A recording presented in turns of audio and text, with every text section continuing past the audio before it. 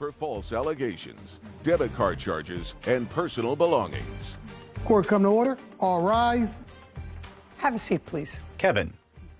Case 2131, Gutierrez versus George. Thank you. You're welcome. Miss Gutierrez, this is your mother. Yes, ma'am. And who is this? My grandmother. And that's your daughter? Yes. I'm reading the complaint and the answer, and this is what your complaint is about. You claim that your mother had you falsely arrested, as a result of which you spent 4 months in jail.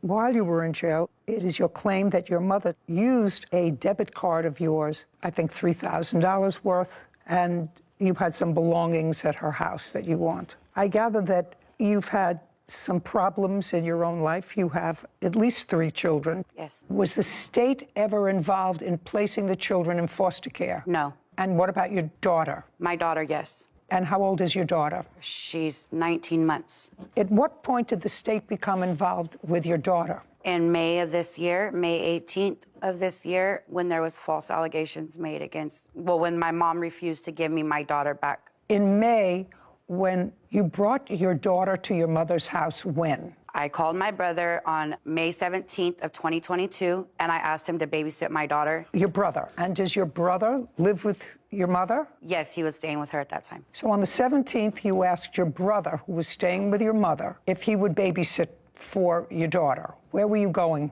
I was needing to go to Fresno, and I had just received my income tax check. So I needed to go to Fresno, and I was on foot because my car was impounded the day prior. Were you going alone? To Fresno, yes. So you brought your daughter on the 17th of May to your mother's house, and your brother was supposed to watch him, according to you, while you went to Fresno.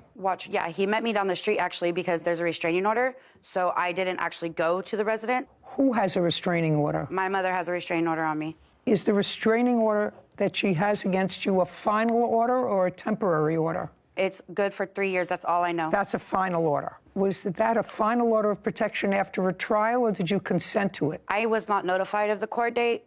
Didn't consent to anything. Okay, so it was a default. I don't know what that means. It means you didn't show up and they entered a final order of protection in favor of your mother. So you're not permitted to go to her home. Right. Since that's not really the subject of this, I don't have to get into it. In any event, you went on the 17th, you dropped your child off at your mother's house, your brother was there, and then what happened? I finally got to Fresno, I got a ride, I got to the check cashing place. It literally took me... Don't tell me, I'm not interested in that. 17th, you dropped the child off. You were supposed to pick the child up when? That evening. On the 17th? Yes. And did you? I showed up it was a little before 10. I showed up, I called my brother, I said, I'm down the street. He was like, yeah, I'll be right there. 10 o'clock at night? It was almost, ma'am, I was on foot. And No, just a second. I asked you 10 o'clock at night. It was right before 10, yes. Okay. When I got there, I called him. It had been about 15 minutes had gone by, and I called him back, and I said, where are you at? And he said, Mom won't let me leave with the baby. And I said, what do you mean? And he said, Mom won't let me leave with the baby. My mother instinct kicked in, and I went in like fight or flight, and I walked down to my mom's house, and I knocked on the door and was asking for my daughter. I finally came to my... Okay, so when your brother said that to you, instead of going to the police, you violated the order of protection. I ended up leaving and calling the sheriff. Okay, but you didn't. You went... Of course, yes. I was going for my daughter. Yes, ma'am. Okay. And what happened at 10 o'clock at night or 10:30? Yes. I finally realized that about 5 minutes of being at the house, I was like, okay, you need to leave. So I left because she wouldn't open the door to give me my daughter. I left. I called the sheriff. And so I told them the situation. So they had walked down to my mother's and let her know that what she was doing was basically...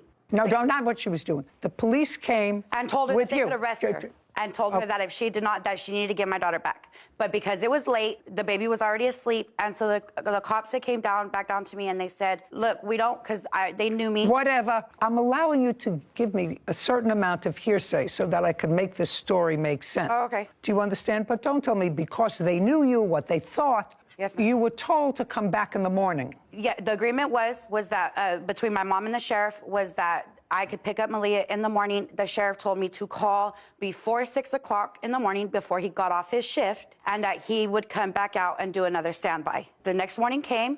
Between me and my grandma, I had to call my mom. And No, just a second. What does that mean between you and your grandma? Your agreement was you were supposed to call the sheriff. The sheriff, according to you, before 6. I called my grandma, No, not the grandma. The agreement was you weren't supposed to call your grandma. You were supposed to call Right, the but I needed a sheriff. ride. I needed a ride. So I called my grandma to have her come pick me up. Just a second. Where were you? I was staying at a friend's house. I didn't live in just a Selma. second. Just a second. You were staying at what friend's house? Kimberly smirks. Caption coming up. The sheriff came, got behind us, and tried to like pin us in, and my grandma went to take off. So your grandmother was driving. Yes, ma'am. And she was trying to evade the police to go someplace else. A courthouse. The Judy Justice logo appears. In the courtroom, Kimberly and Rhonda. Kimberly Gutierrez claims her mother, Rhonda George, owes for debit card charges and personal belongings. You were staying at what friend's house? My friend Isaiah's.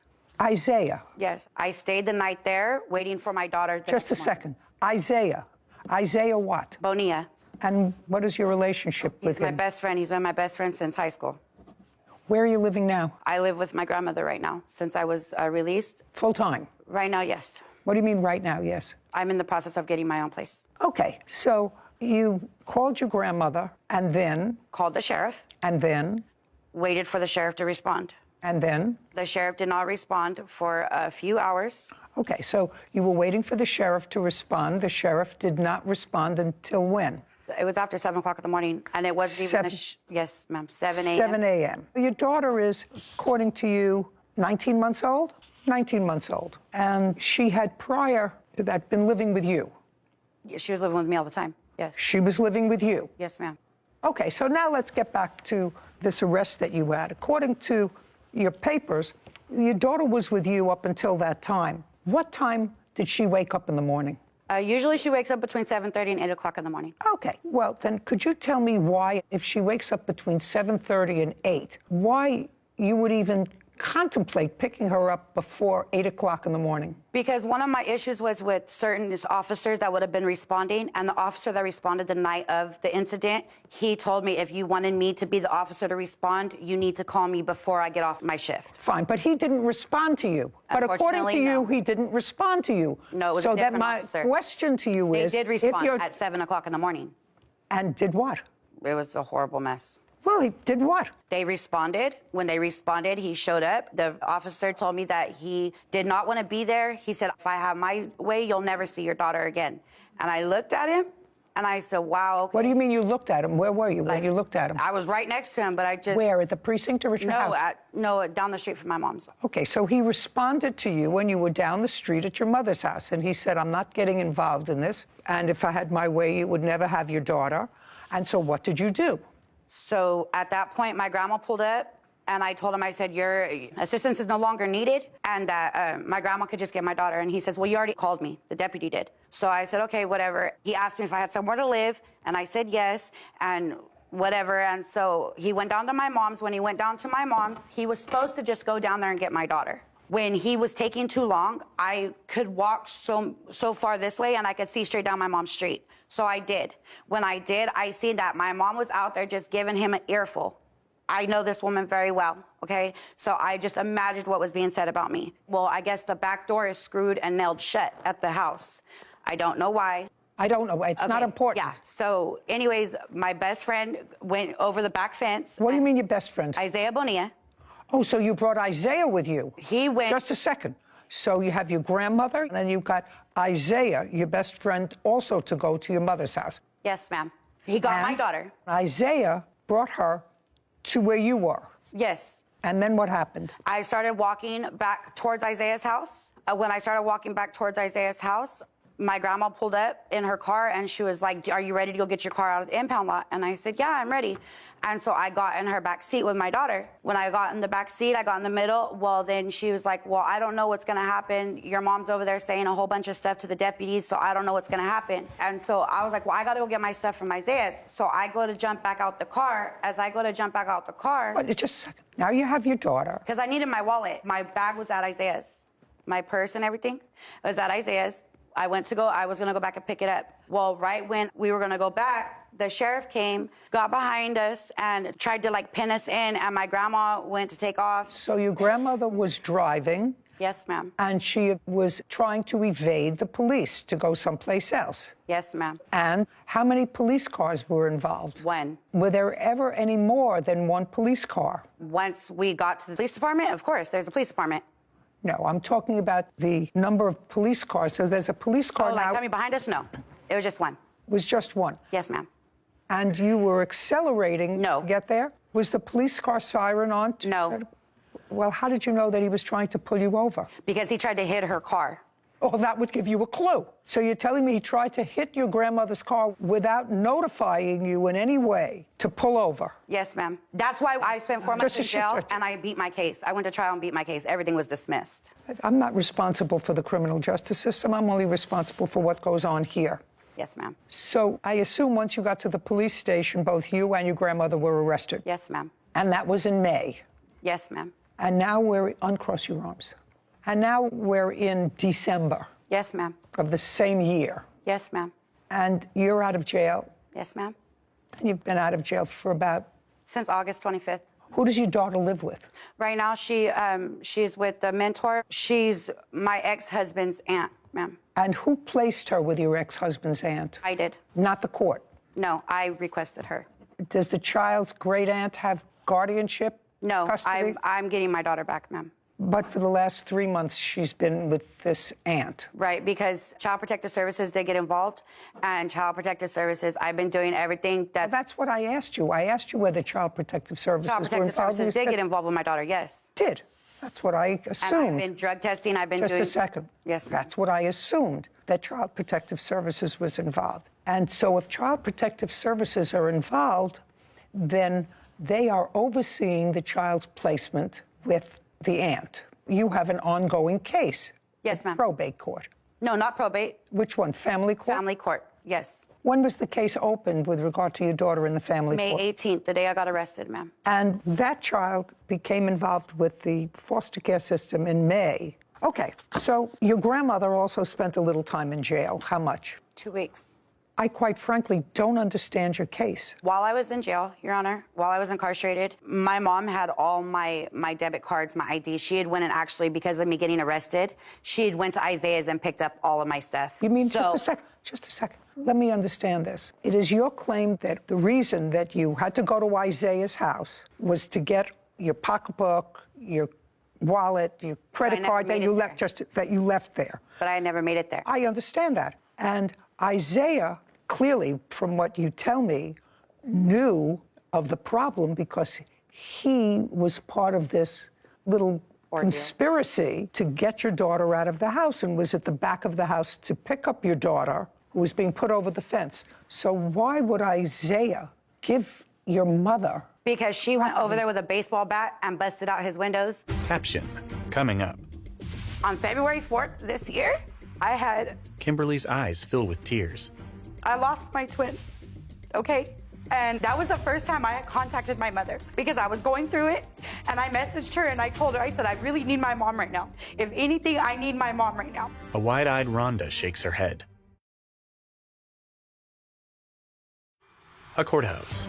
The Judy Justice logo appears. In the courtroom, Kimberly and Rhonda.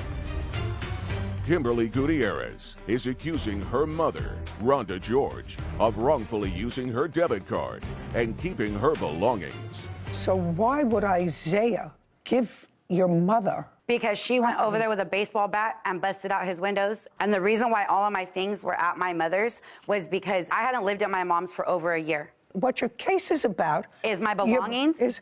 You claim that your mother went over and got your wallet from Isaiah's because I asked you what you were doing here. I certainly am not looking into the allegations of false arrest. It sounds as if you did the absolute wrong thing in trying to regain your daughter, whose custody, actually, you lost at a dispositional hearing and was determined to be a dependent child and placed in foster care. That's what happened here. Right. Okay, so I'm not even addressing your claims of false arrest. Okay, what you did was actually the wrong thing. I said, so what are you suing for? Now, you said my belongings, okay. my What? money. Just a second.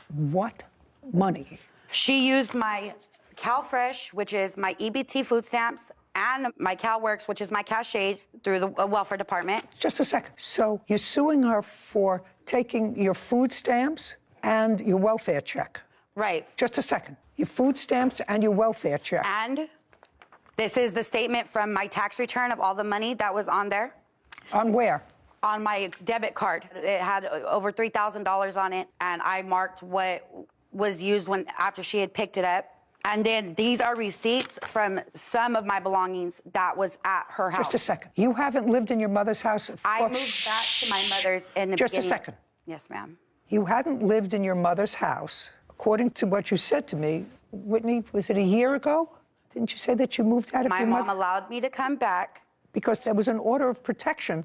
She had called me. I was living in Fresno, ma'am. Just a second. You hadn't lived in your mother's house. You said you were living with your grandmother. For how long were you living with your grandmother before May? I said I was living with my grandmother right now. I was living in Fresno, ma'am. I want to know what property you think... My clothing, my husband's clothing, my daughter's bassinet. I had jewelry there. I had all of my clothing. Why would all of your clothing be there? You were living with your grandmother. I hadn't moved into my grandmother's until I got out of jail. I was living in Fresno. And my mom... Just a second. You're not letting me talk. I'm not understanding your movements. Okay, my mom kicked me out in 2021, okay? My daughter was just a few weeks old. My mom kicked me out due to her boyfriend. She kicked you out? Yes. And? When she kicked me out, I went through Marjorie Mason, and Marjorie Mason had placed me in hotels. I was placed in hotels for about 3 or 4 months, okay? And then it was about January of 21. I was pregnant with twins. They had genetic defects. On February 4th this year,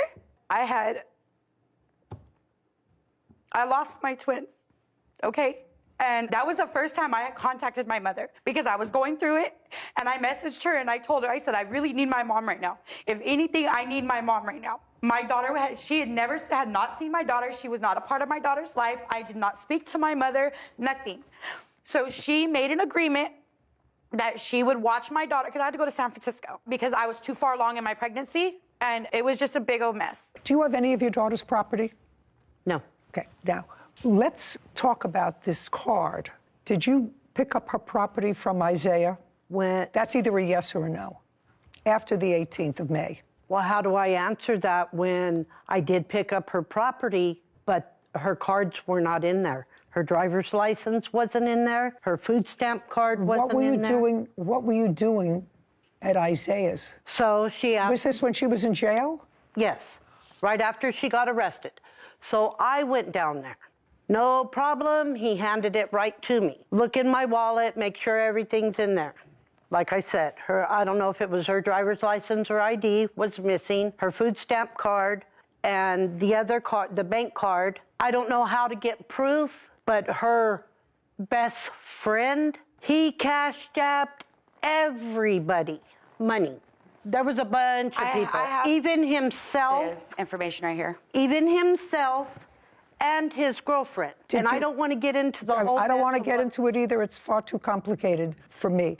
Is what you're telling me that you never used a card that she had? No, I did not. Because I'm not concerned about food stamps or welfare. I did not. You're suing the wrong person. You were in jail, so you didn't need money from welfare. What proof do you have that I have my bank statements. What proof do you have that your mother withdrew money? She was the one that went and picked up my cards. Oh, I don't know that. That's not what she says, and you have no proof. Isaiah's not here, correct? No. I don't doubt you when you say that somebody used your card. I just need proof to mother, show. I know that she was supposed to get my daughter from CPS. She was supposed to go get a crib with my card, and I have and my grandma can. I just want you to show me. Ma'am. No. That your mother. I believe that people used your card. She used my card. No, I don't know that. I need you to show me proof that your mother How am I used supposed to show? I have my bank statements. Well, then I'll take a look at your bank statement. If your bank statement told me who used your card, then that's an easy. She said she did not. I just want you to show me proof that any of these were used. I mean, we have a lot of PlayStations, DoorDash, Amazon Marketplace. And all I was of those. locked up throughout that whole time. I understand that. I suggest that you concentrate on getting yourself together. If you want to reunite your family, I suggest that you put your priorities in order. Oh, they are in order. Evidently not. I work, I have a job, I go to school, I'm getting my own place, but I'm going to court. I'm getting my kids back. Good. Can I give you this? I don't know what it is. Well, I just want you to look at it. Rhonda hands a document to Kevin, who brings it to Judy. She reviews it. You're telling me this is part of your daughter's criminal history? What is this? No, I'm just showing you she just got out of jail just a couple of days ago. They haven't picked up charges, Your Honor. You were arrested on November 28th? Yes. I'm not going to let you tell me about this. You have a lawyer? Yes. As I said, Ms. Gutierrez, if you're trying to work to get your family back together, Yes, ma'am. and your kids back together, Yes, ma'am. it would be a good idea to think about having more children until you get these children back under your roof. We're done here. Your case is dismissed. You have a good day. This court is adjourned. Outside the courtroom, Rhonda. Fees. Court come to order. All rise. Judge Judy enters. Have a seat, please. Kevin approaches. Hello, Judge. Case number 2126, Lego versus McCurchin. Thank you. You're welcome. Judy turns to Robin. You run a school. Yes, ma'am. It's a program. Is it a school or a program? It's a program. What's the difference? The program is not a school where the children come every day. They come twice a week. Parents? They come twice a week online. No, we are person? in person. Yes. Okay, so twice a week they are there at a brick and mortar place. Yes. And how long have you had this program? We actually started this program during the lockdown in 2020 spring. So this is at the end of our first semester of our third year. Okay, and tell me who runs the program? I do. You have an educational background? I do. I have a master's in education. Does anybody run the program with you? I have a staff, but I'm the sole director. Is this an annual program? We do operate on a semesterly basis as far as payments, but the classes just roll over from first semester to second semester. And is there a contract? Yes. Okay, and you're going to show me the contract that the defendant signed on behalf of his son? Yes. Because that's what this case is about. Yes. The only interesting part of the case is your son was enrolled in the program. He was terminated from the program for, let's say, misconduct. That's true. And it was misconduct that was replicated in violation of the rules at least 3 times. Kind of. Not kind of, at least 3 times that you acknowledge. Okay. That's not an okay. That's not an okay. not. That's either a yes or a no. I mean, I read about 3 instances of cheating. You acknowledge that in your answer. Well, it's different. It's different. You mean he cheated differently? No, he didn't cheat Yes, it well, that's what- differently. I mean, I can explain. It was explained in the papers. Okay. And you weren't there, so you can't explain. But you acknowledge the fact that he cheated. He was given a warning. You were advised. He cheated again. You were given a warning, and he was allowed to continue. On the 3rd such event, the school terminated him. Is that what I read? Yes, ma'am. And that's what you acknowledge in your papers. Yes. Yes. ma'am. Okay, well, that's a yes. And he was within a semester. You would pay the tuition and then try to reverse the payment because you paid on a credit card. Yes, I paid with credit card. Yes. Okay, and then when you got the bill, you challenged that payment, which you had in fact received, and whatever you told the credit card company as a result of what you told them, the payment was reversed and taken off your credit card. That is correct. Right. And so they are here now seeking that tuition payment from a court. That's why we're here, to see whether contractually, because this is a breach of contract action, you were obligated to pay the tuition even though your son was not in the program because he was dismissed for cause, which you acknowledge. Are we clear on where we are? Yes, ma'am. Yes, ma'am. Good. So now I'm going to look at the contract. I'd like to add that. Just let me look at the Oh, contract okay. first. Judy reviews a document. If you see contract, they're signed by my party. I want to see it too because I don't see my name. I sign a contract. That's a statement probably, or it's a. It's a payment agreement. Yes. That's not Did a they- contract, Yeah, payment agreement is a contract, sir. but signed by by me. Well, it says signed Arena and Jack. Okay. Is Arena your wife? That's correct. Yeah. Okay. So this says, I understand that payments are due even if classes or memberships are dropped, subject to the refund policy. Well, what's the refund policy and where is that in writing? It is on our website, and they signed it. It was a form that they had to sign. Well, I'd like to see the form that they signed, because I have to see what the terms are of that. These are the terms of the refund. Robin hands a document to Kevin, who brings it to Judy. Thank you. That's a screenshot of our website. Now, the website is unimportant to me. You say you have an agreement signed by them. I'd like to see it. Well, the agreement that we have signed was the installment agreement, so I'm sorry. Well, I only have one payment agreement. What I said I want to see is a refund policy. You said you have that they signed. I don't see They don't sign the policy. They sign the agreement. The policy is a written policy. Well, I would like to see the written policy. That's what we have on our website, and it's clearly... No. No? Okay. Now, what you have to do is you have to incorporate something by agreement in this contract. If you say the refund policy as outlined in the website, because other than that, it's meaningless. Okay. You know, you're saying we have a refund policy, and we assume that you looked on the website to see what the policy is. We also do go over it in parent meetings with the parents. That you can't do because you have a written agreement. Right. And anything that's outside of that agreement, unless it's referenced in the agreement, is inadmissible because the intention of it is to somehow change or modify the terms of your written contract. Okay, so in what month did the defendant's son start the program? In August of 2021. And it runs in 2 semesters. And when was he terminated? He was terminated in February of 2022. You were in a semester program? Yes. So am I correct that the first 2 episodes of cheating were in the first semester? Yes. When? The first one was early in November. It happened to be the 3rd week of our 2nd semester. The next one was a couple of weeks later, in the same month of November. Okay, so the semester had started. Mm-hmm. Uh-huh. Semester. Yes.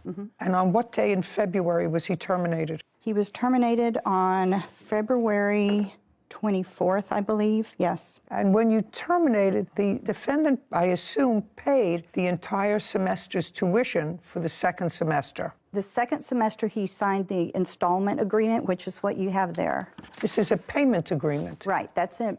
Well, he agreed just to pay in a second. installments. No. It says, I agree to pay all charges by due dates according to the payment plan. I don't have a signed payment plan from anybody. Do you have one? I'm sorry, that's what we use for our signed payment plan. Well, you should use something different. This is not a payment plan. This says he will pay according to a payment plan. I'm looking for the payment plan. You pay by the month, you pay by the semester. How do you pay? It's a semesterly fee that's broken into 4 payments, so they don't have to pay it all up front. Okay. They can choose to, but And so when was the defendant's last payment?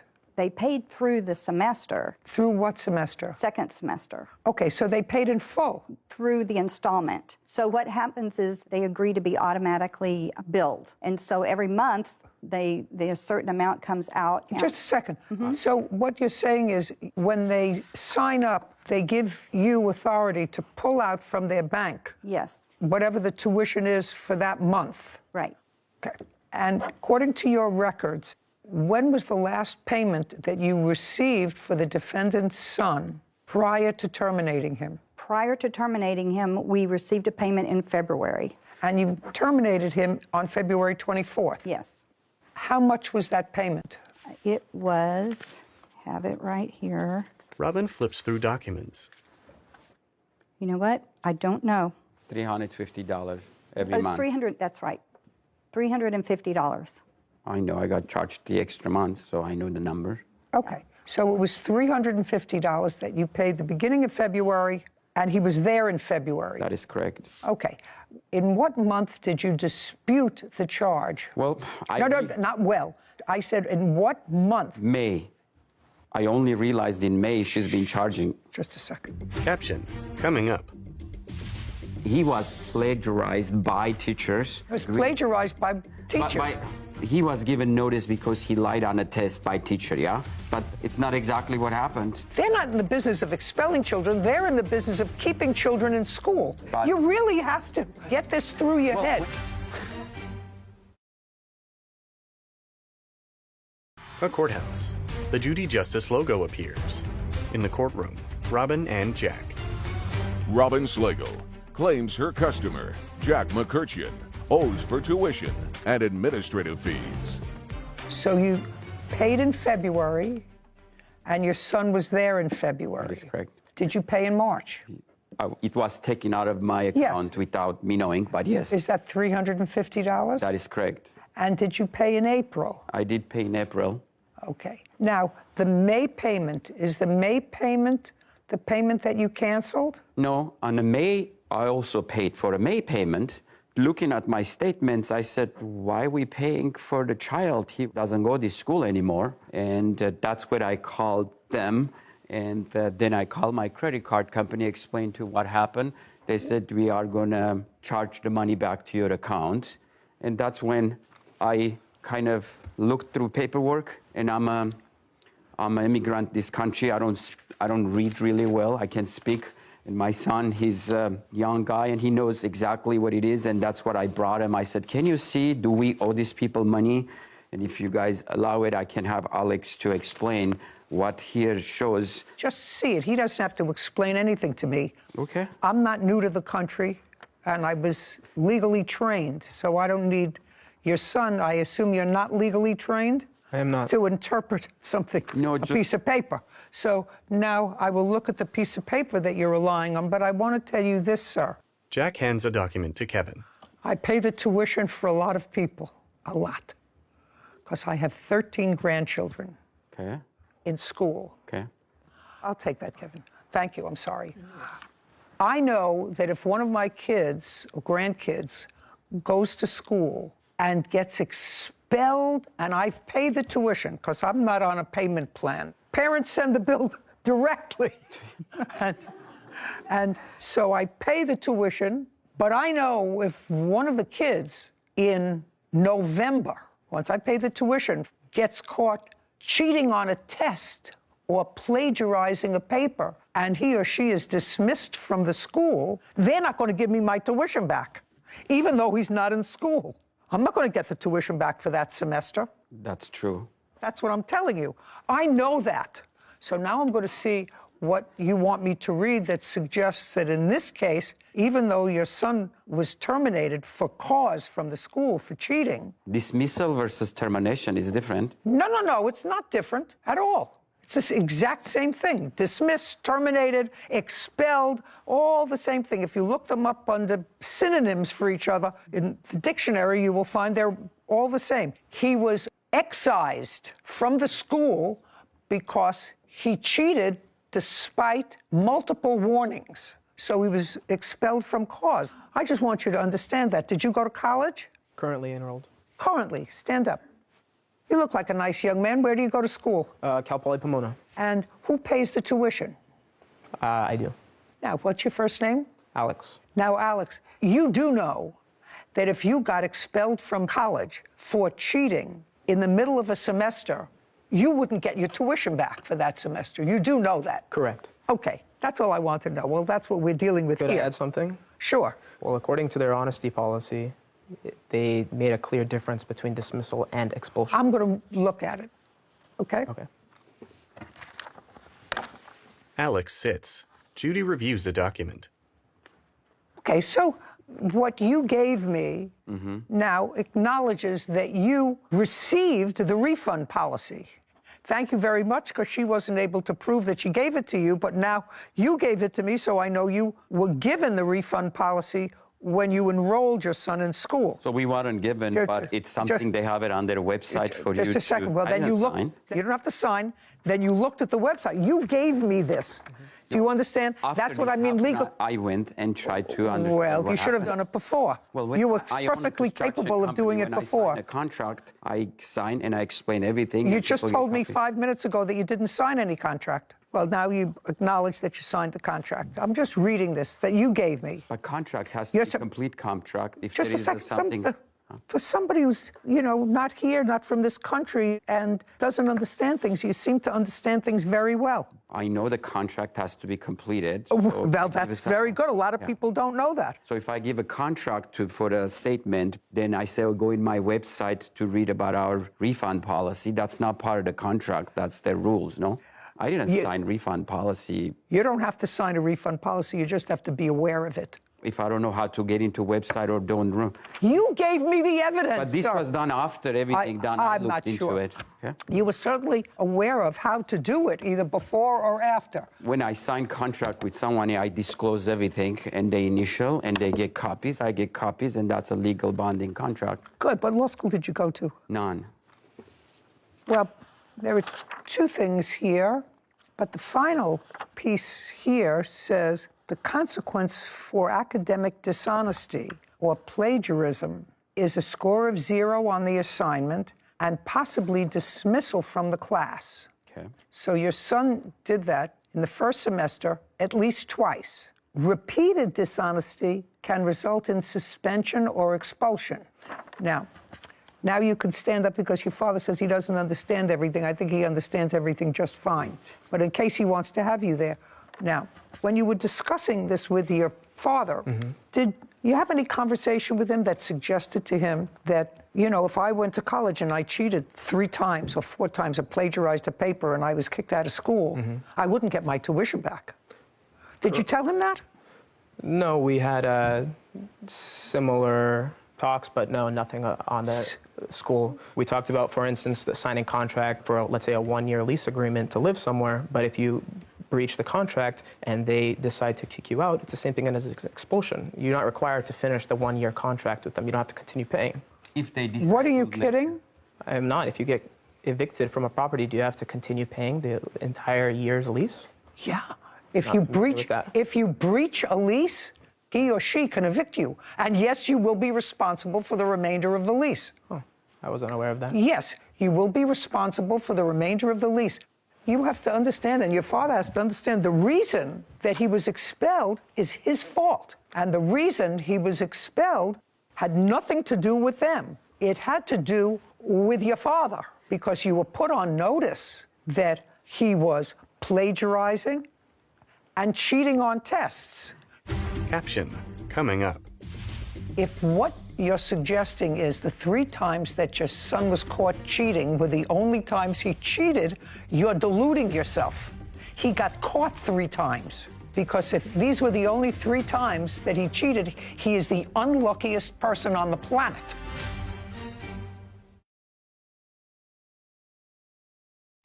A courthouse. The Judy Justice logo appears. In the courtroom, Robin and Jack. Robin Slagle has accused her customer, Jack McCurshian, of refusing to pay tuition. Jack claims he is not required to pay because his son was dismissed from her school. You were put on notice, and instead of being more vigilant, the conduct continued. He lives in your house. How old is he? 14. 14. Well, I want to ask about this plagiarizing thing, which it is, because remember beginning you asked me that he was plagiarized by teachers, which I was not. He was plagiarized by teachers.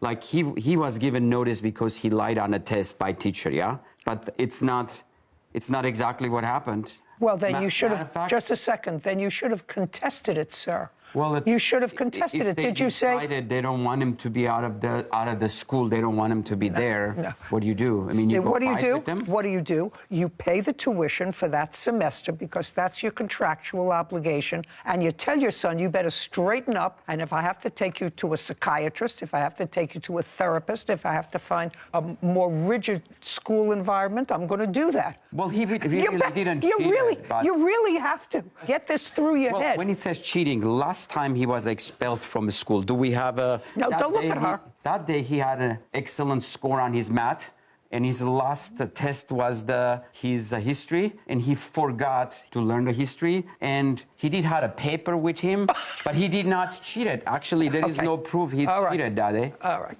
They're not in the business of expelling children. They're in the business of keeping children in school.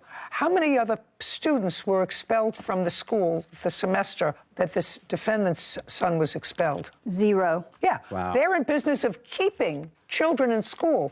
How many my children? son was that bad for her to expel her. She said they didn't expel any other children. I'm going to ask her, how many children were enrolled in the program at the same time the defendant's son was enrolled in the program? Approximately 70, 75. Okay, and of the 70 to 75 students, The only student expelled was the defendant's son. Yes, ma'am. That should tell you something, sir. Stop making excuses. Okay. I didn't tell you, he didn't look at the paper, he had it underneath him, but he didn't look at it. Well, plagiarizing. So he copied from somebody on a paper that was supposed to be original work, did it once, he did it twice. Do you understand your son has a problem? Well, we all have problems. No, I never had a problem being expelled from school, sir, for cheating. I never had a problem being expelled from school for cheating. I have lied. I have 5 children and 13 grandchildren. All have completed college, some professional school. None of them have ever been expelled for cheating. That's a lot of people. Do you feel it's fair to expel a child from a school because of cheating? Cheating? Absolutely. Not that I usually let people ask me questions, but the answer is absolutely. Because if 70 children are working hard to get good grades and studying and creating original works when they're supposed to create original works, and your son who's getting a 99 on a math test when he's been getting low scores on tests all of a sudden becomes a shining star one day, and it's a pattern, and then they find another cheat sheet under his bottom, that's something that suggests to the other 70 students that are trying to do the right thing, that it's okay to cheat. And so if you want to cheat on this test to get a 99, it's okay. You can't run a school where you permit kids to mingle with kids who are trying with kids who are cheating. So do I think it's fair?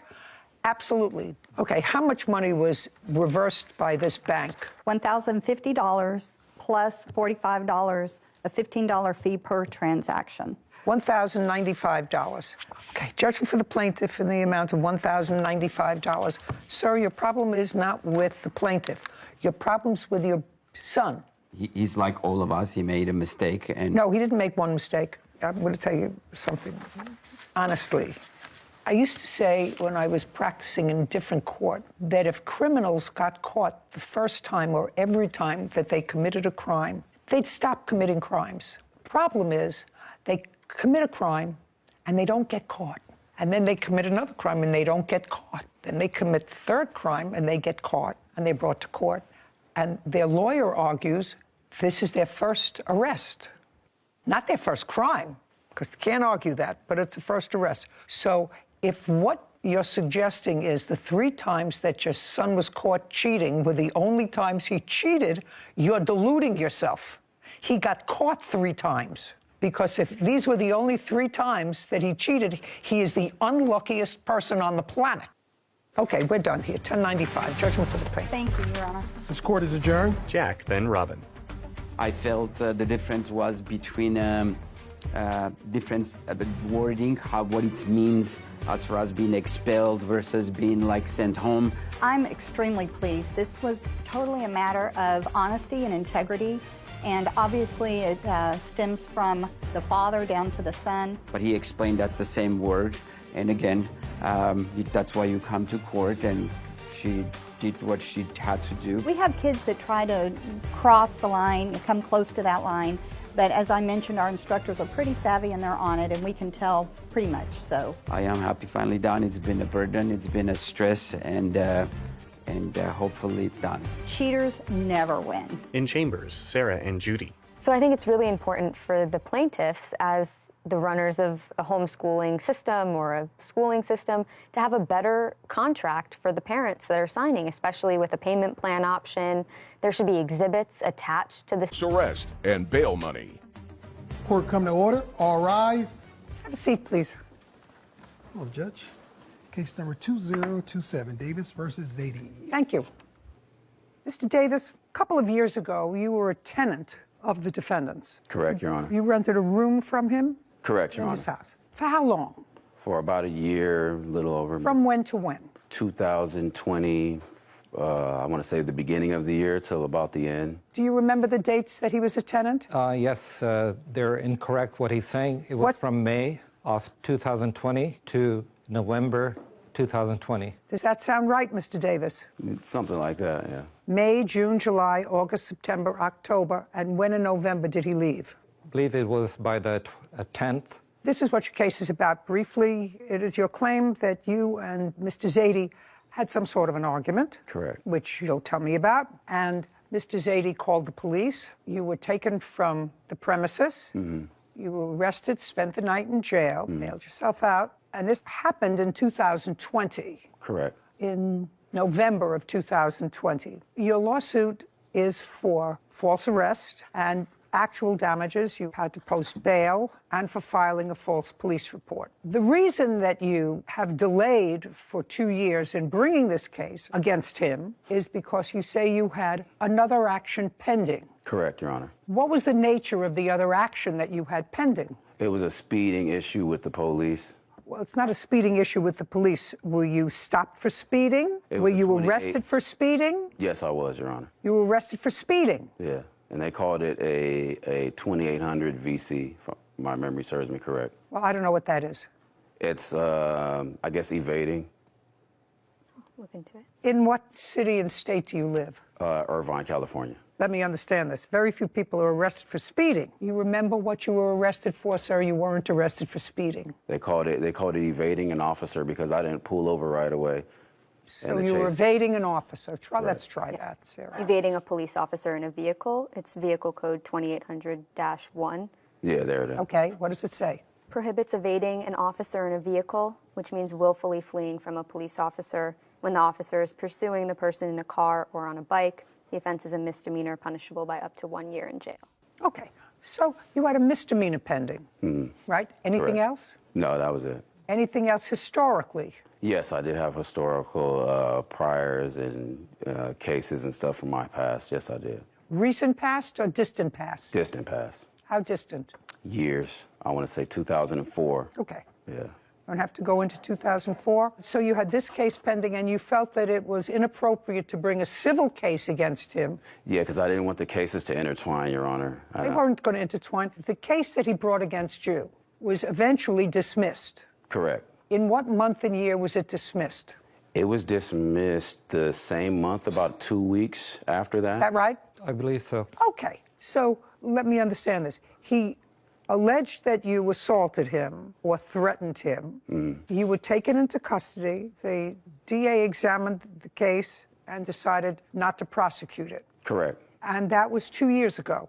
Correct. Well, I don't know who gave you advice, sir, or whether you did this on your own, but bringing a civil case against someone for something has no impact whatsoever on a pending criminal case, be it a felony or a misdemeanor. You know, if you were driving in a car and someone hit you in the rear in November of 2020, and you waited 2 years to bring that because you had this evading a police officer action and you thought that that was a valid reason, your case would be dismissed for the hit in the rear and whatever injuries you had, because you're supposed to bring these things in a timely fashion. I understand. 2 years is not a timely fashion. Now that I've suggested that to you, I would like to hear what you say transpired in November 2020, to the best of your recollection. On November the 9th, 2020, me and my former landlord, Alex Aditi over here, we had an argument about a guest that I had over. Okay. You had an argument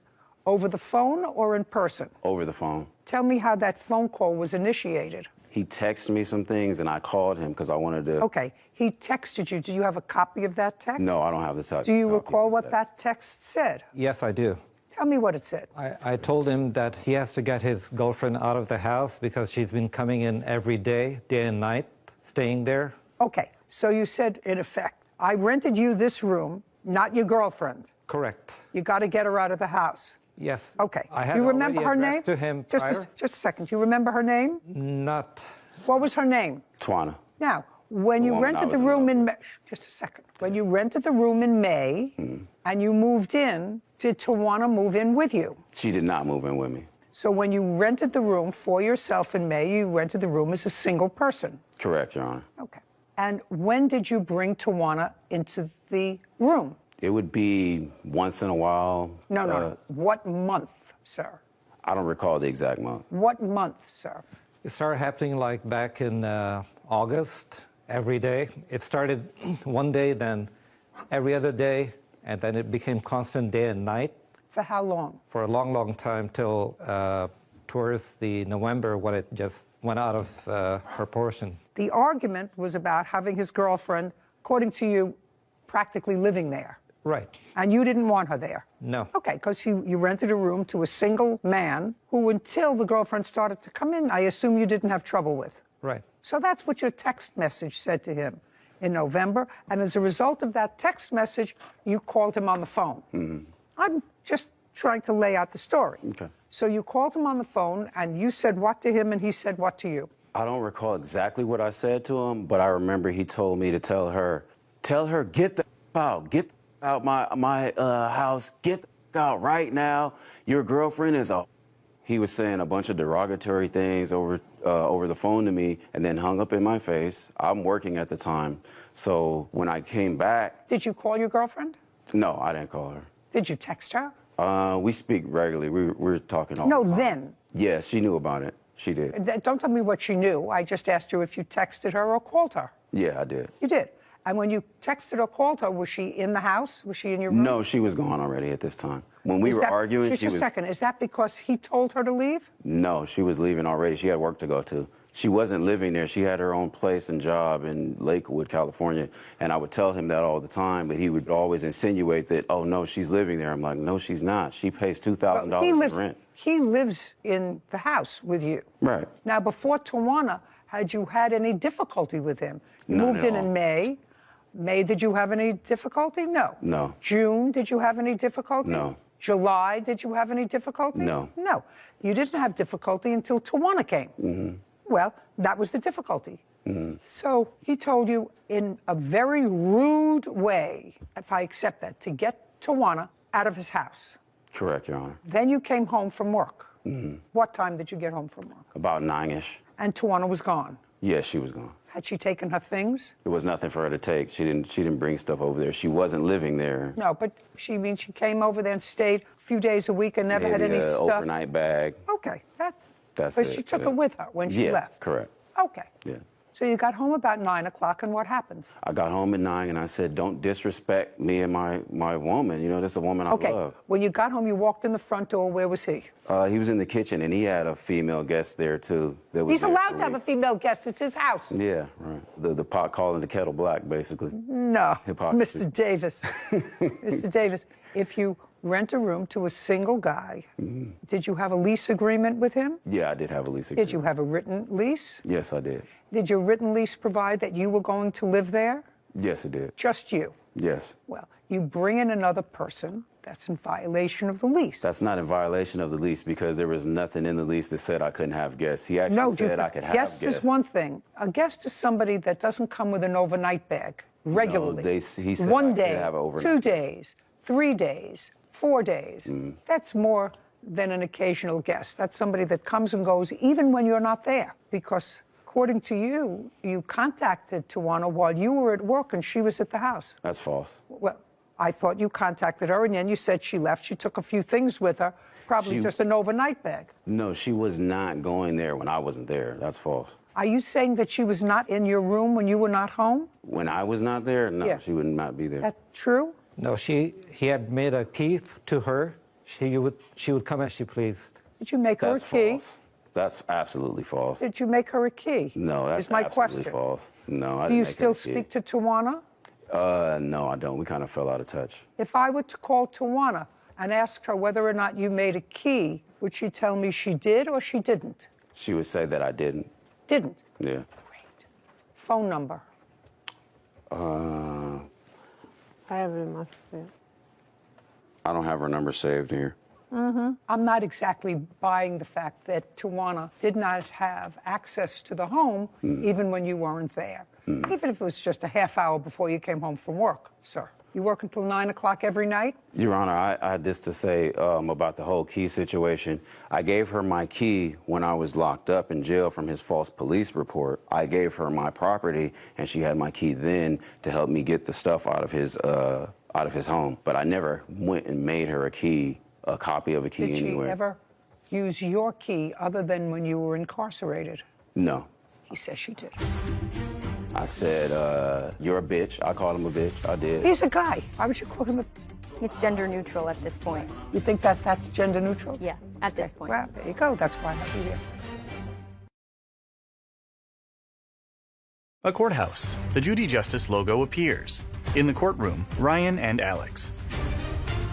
Ryan Davis claims his former landlord, Alex Zadie, owes for bail money after Alex had him falsely arrested. Okay, so now you're having this discussion. He's in the kitchen. You come home from work at 9 o'clock, and you went into the kitchen to look for him. Correct. And when you found him, tell me what happened.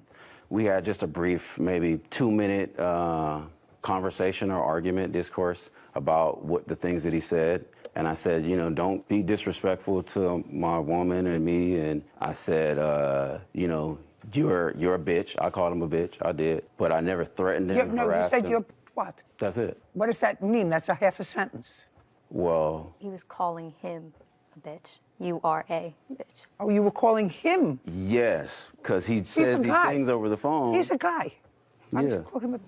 Because he says all these things over the phone, and he gets real loud, and he's a completely different person when he's on the phone. But then when I'm in you his... think that's gender neutral?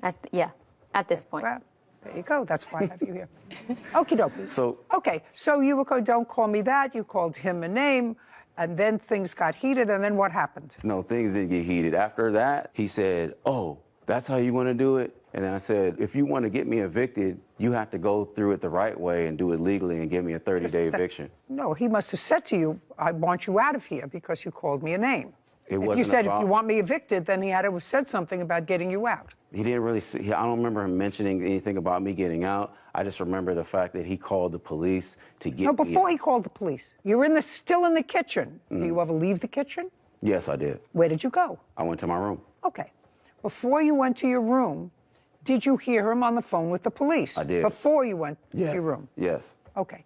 And? And I didn't sit there and listen to his phone call. I took a video and I started recording because I didn't want to be made out to look like the guilty party. And I had it pretty much live streaming the whole time, which was an Instagram video. Can I see it? No, I don't have the video. The police Well, then it deleted doesn't exist. If you Yeah. don't have it, it doesn't. Yeah, Just I for understand. my purpose. Understood. Understood. But you had it then. Yeah, I did have it then. You did. And the police came, Yes. and I assume if the police came, you showed them the video. Yeah, I was showing it to him. And despite showing them the video, they took you into custody. Despite showing them the video, they Just took a me second. into custody. Despite looking at the video, Yes. which I haven't seen. They didn't look at the video. They refused to look at it. Well, let's go one step further. You see, Mr. Davis, this is why you bring actions right away, so that not only everybody's memory is fresh, but if I wanted to call a police officer where you're who coming. responded or whatever, that's why you bring an action right away. Yeah, I get what you're saying. So now you're taken into custody and you have a video that is totally, according to you, exculpatory. I don't know the definition. Exculpatory means it says that you were not guilty of anything. Okay. And you appear in court? No, I didn't appear in court. Never? No, never. Well, what happened to the case? The case was thrown out. It was a DA reject because there was insufficient evidence that I did anything to him. And you never showed the district attorney your video? I didn't get a chance to because the video was deleted by the police. The police department deleted your video? Yeah, they did. You are a terrible victim of circumstance, Mr. Davis. Did you ever make a complaint that the police department deleted your video that would be exculpatory? No. Why not? I would if I had. Maybe ignorance of the law, I guess. What? I said maybe ignorance of the law, I guess. Not knowing. When you know better, you do better. No, Mr. Davis. Actually, I mean, sometimes you really don't know what the law is, but you were smart enough, you said, to tell me, because you knew I would say, why wait 2 years, that you didn't want this action to conflict with another action. Well, that's a two-process thinker. I've had something like that happen to me before where I had a criminal case and a civil case pending, and the dates were kind of intertwining and messing, and they're about to get in the way of my civil case. So I didn't want to make that same mistake with this case, Your Honor. Okay, so you want to tell me what your version of the events were of November 9th of 2020? Yes, Your Honor. I had gone to Mexico for a business trip meeting, and I had my friend who was visiting from Mexico staying at my place, and at that same time, I had another roommate who was renting the room next to Ryan Davis's room. His name was Dave. I received a call from Dave on November 9 that it's constant sex going on. Okay, so you received a call from the other person living in your house who you were renting a room to. Right. Okay, and then, don't tell me what he said. Can't tell me, that's all hearsay. Well, I've heard prior to all the sexual acts taking place. Listen to me. You personally, Yes. when you were home. Yes. Okay, so you heard what was going on behind his closed doors. Right, day and night. Okay. Like there's Fine. no tomorrow. Okay, well, maybe, maybe jealous. Whitney smirks. Okay. Disrespectful. Okay, so he was becoming an annoying tenant. Yes. For whatever reason. Yes. Keep going. You sent him a text. He called you. You had heated words. He comes home from work. You're in the kitchen. Yes. He comes into the kitchen and I told him, Ryan, we've gone through this many times before. I've addressed this to you about your girlfriend coming here all the time, day and night, and now she's here every day. What he was doing was sneaking her in late at night, and that's how I will know that she snuck back in. There were times I came home from work, and she was already there when Ryan wasn't even there, so she had the key, obviously. Okay, now let's go to November 9th. November 9th, I confronted him. I said that this is just way too much. My other roommate wants to leave. He cannot take it anymore. And then he said, well, she isn't here. And my... Okay, he said she wasn't here. Keep going. Then he cussed at my friend who was visiting from Mexico. He said, get this bitch out of here. That's not true. Don't interrupt. And, okay. I said, you can't talk to her. Okay, let's go. Right. Then he went into his room. He came back. He brought a samurai sword with him. And he flashed it at me. I'm going to slice you in half like a butter. Okay. What? And I'm like shocked at that time, don't know what's going on with him because he's just changing character. I'm scared of my life. I'm scared of my guests. Okay. And then what happened? So And he then came out I said, you need to get out of here. You need to move. And then he went back. He didn't do anything with the sword. No, he didn't. He went back in the room with the sword. He put it there. But then he came back and he pushed me against the wall. As he was pushing me, I tried to block him by putting my two hands up. And when he pushed me, it bruised. I had a cut on my wrist, but there was a bruise. Okay. And now, I at what said, I'm going to point? call the police. Okay, so you called the police when he came back out of his room the second time, this time without the sword. And the police took a report. Yes. Do you have that report? Yes. I'd right like here, to see it. Alex produces a document. Mr. Davis, do you have a copy of the police report or any have it right follow-up here, too, report? Your I'd like to see that too. Kevin brings Ryan's document to Judy. Mr. Davis, where did you get the sword from? My girlfriend at the time. Which girlfriend? Twana. When did she get it for you? She got it during my birthday, for a birthday gift. When's your birthday? October 31st. And this happened on November 9th. Correct. Between October 31st and November 9th, did you have occasion to show Mrs. Zaidi prior to November 9th? So Never, between Your Honor. 31st and the 8th, did you show Mr. Zaidi the sword? Never, Your Honor. He's Just a liar. just a sec. Just answer my question. He was there or not there, according to was you? there. He was there? Correct. Okay, good. His guest was also there for about 2 weeks. Just who cares about his guest? He owns the house. A courthouse. The Judy Justice logo appears. In the courtroom, Ryan and Alex. Ryan Davis has accused his former landlord, Alex Zaidi, of causing a false arrest. Alex says Ryan threatened him with a samurai sword. Okay. October 31st to November 8th, did you ever show Mr. Zaidi the sword? No, Your Honor. No. No. Okay. So unless he went into your room, He went into my room. unless he went into your room prior to November 9th, there was no way he would have seen the sword. Correct. Okay. And when did you go away on this business trip, sir? On the 9th. That day. Yes, in the morning. And on what day did you first see this sword that was in his room? On the evening of November 9th. That was the first time, not his First, birthday, not second day, not third day. Okay. Does his room have a lock on it, by the way? From inside. From inside. Mr. Davis, were you on probation at the time of this incident for something in Riverside Yes, that Your involved a fraud? Yes, Your Honor. Okay. And that wasn't a fraud dating back to 2004? It was dating back No, it wasn't an incident. for 2000 and, I believe, 15. Okay. So when you told me before, and I'm not even going to have Whitney read it back, you said the last time you had this speeding little problem and evading police, I said, well, before that? And you said, yeah, I did before that in 2004. Correct. But that was a lie. Which was like... Just a second, that was a lie. You had another case involving a fraud in 2015 It wasn't. on which you were on probation. which means that you were either found guilty or took a plea. Correct. Okay. And when the police officer, Mr. Davis, took down your statement, you said that while you acknowledged that you had a samurai sword in your room, you said you had never shown it to Mr. Zaidi. Correct, Your Honor. You had never showed it at any time. Well, then how would he know that you had a samurai sword, sir, in your room when he called the police? Because he was going in my room, I believe, when I was not there, going through my stuff. Okay. That's the only other way I can know that he was. Okay. I'm not finished reading this. Yes. Okay, that's fine. That's like the 2015 case. You just remember. Do you have any other police reports that you'd like me to see, Mr. Davis? Not a police report, but I have the bail bonds receipt that I paid. And I'm not interested in your bail bonds receipt. I have the DA reject. I'd like to see it. Yeah, they rejected the case right here. Yeah, They refused I'd like to file to see charges. Your Honor, there's a conflicting story where he said he was left on the 9th because he was there 2 weeks with his guest prior to that. So how could he leave on the 9th if his guest was there 2 weeks prior to I the asked 9th? him when he left for his...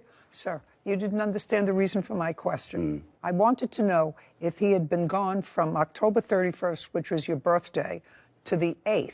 That's why I asked him when he left on his business trip. Correct. And he said he didn't leave until the date of this incident. You want to say he left before? He did. That would leave be before. interesting. He What? did leave before. He did. Yes. On what date did he leave?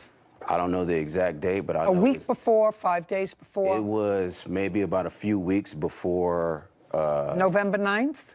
Yeah, a few weeks. Then he wouldn't have been able to see your sword because he wouldn't have been coming in and out of your room. He was there from the 9th. Well, from this the happened on the 31st 9th. From the 31st to the 9th, he was there. Well, you just told me he left 2 weeks before. I'm saying he was gone before that date, and then on the 31st, between the 31st and the 9th, he was there at the place. Okay, well, that's what he says. He said he was there, and the business was only one day. He left on the 9th, and he came home on the 9th. You said, no, he was there for 2 weeks before. Well, if he was there for 2 weeks before and you didn't get the sword until 31st of October, he could not have seen it by going in and out of your room. So you have to sort of get your story straight, sir. So he was there or not there, according to you? He was there. He was there? Correct. Okay, good. His guest was also there for about 2 weeks. Just who cares about his guest? He owns the house. Okay. Okay, it was a misdemeanor case and they declined to prosecute it. Correct. Your case is dismissed, Mr. Davis, for several reasons. It's dismissed because it was brought in an untimely fashion. It was brought 2 years after the fact for no valid reason. Your Honor, it's dismissed for that. It's dismissed for a second reason, because I find some of your testimony, sir, incredible. And one of the reasons I say that is because you were not forthcoming with a legitimate answer to me with regard to your prior history, which isn't always dispositive, but if you had something pending for evading the police, and you had something pending for evading the police while you were on probation for a crime for which you were convicted, either after trial or after hearing, do you understand? You would remember that. Are you still on probation? Yes, Your Honor. Okay, your case is dismissed. We're done. This court is adjourned. A mistake, Your Honor. You have guests over 2 to 3 weeks at a time, but I have a girl over for 3 days, and now it's World War III. He was only allowed to stay there by himself, not with his girlfriend. I never went at him with a samurai sword. It was pretty scary. He basically just used the system against me because I'm a person of color and I have a record already, so I fit the bill. He had a criminal record. When I rented the room to him, he was asking for a second chance. It's easier for them to lock somebody up who's already been to jail. Nobody was renting him the room, and he was saying he's trying to start a new life. I'm 6'1", 200 pounds. I wouldn't even need a weapon if I was going to assault him, but I never did. Thank you, Judge Judy. Judy and Sarah. You know, there are so many lessons from this case, I think, Sarah. One of them is there's a reason that the law tells you to bring an action in a timely fashion, right? Many reasons. Many reasons. One is because it's not like an afterthought, you know, and there are reasons for delays. You were in a hospital, you go into the armed forces, but here there was no really legitimate reason for him not bringing this kind of case in a timely fashion. And the other one that's always a good thing to me, what did you think about his credibility? Yeah, I think it's hard for a fact finder to believe the totality of your testimony if one of the first questions, just about a simple question of your prior history with law enforcement, if you have any pending charges, I think that's a very simple question. If you aren't fully truthful with the fact finder on that question, it makes it really difficult, and the rest of your testimony is now suspect. That's true. For personal belongings. Judy enters. Court come to order. All rise. Have a seat, please. Kevin. Case number 27, Irwin versus Irwin. Thank you. You're welcome.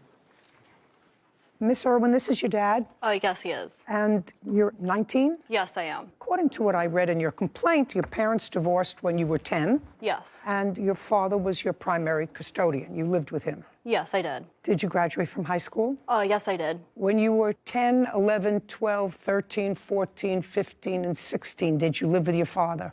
At the age of 15, I moved out because... Okay, so at age 15, you moved out. Yes. Because here you said, when I was 18, my father kicked me out of the house for no good reason. Yes. Guess what? Well, you've just told me that you left the house when you were 15. Yes, and I lived with my mother for 2 years, and... Okay, so from age 15 to 17, you lived with your mother. Yes. Is that because you were having difficulty with your father? Yes. Okay, and then you went to live with your mother. Yes. But that didn't last. No. So now, at 17, you go back to your father. Yes. And you stayed with him until you were 18. Yes, correct. So far, I have the fact that your family is a little dysfunctional, but that you had certain problems. I moved out when I was 18. Just a second. Would that be a fair statement, that you had some problems? No, it would not be. Okay. What high school did you graduate from? It's a school partnered with the National Guard for kids that are off track to get them back on track. Did you have to pay for that school? No, they are paid by the government. Could you look them up for me? Yeah, it's a residential program for youths aged 16 to 18 who've dropped out of school or who are seriously behind in credits and need to catch up quickly. Okay, so you were dropped out of school? No. Or seriously behind? Yes. Dropped out or behind in credits. Okay. And how old were you when you graduated from... I was 17 years old. And so at that point, you moved in with your father? Yes. And why did you leave when you were 18? He had evicted me. Okay. And I'd like you to tell me your version of his evicting you when you were 18, because this case involves you're suing your father for items that he disposed of that were yours, and you want this court to award you $7,400 for the things that he disposed of that were yours. Yes. Okay. So tell me why you believe he evicted you when you were 18. I believe he evicted me when I was 18 because I was buying my first car and he got jealous of the car I had, and he stated that when I moved back in for the second time. He evicted me the second... No. We're on the first time that your father evicted you, not the second time. The first time your father evicted you, I can ask him, or you want me to stay with you? You can ask him. Fine. Tell me why you evicted her the first time, which you did. The main reasons would be that she agreed to pay rent, which she never did. She's working? Off and on.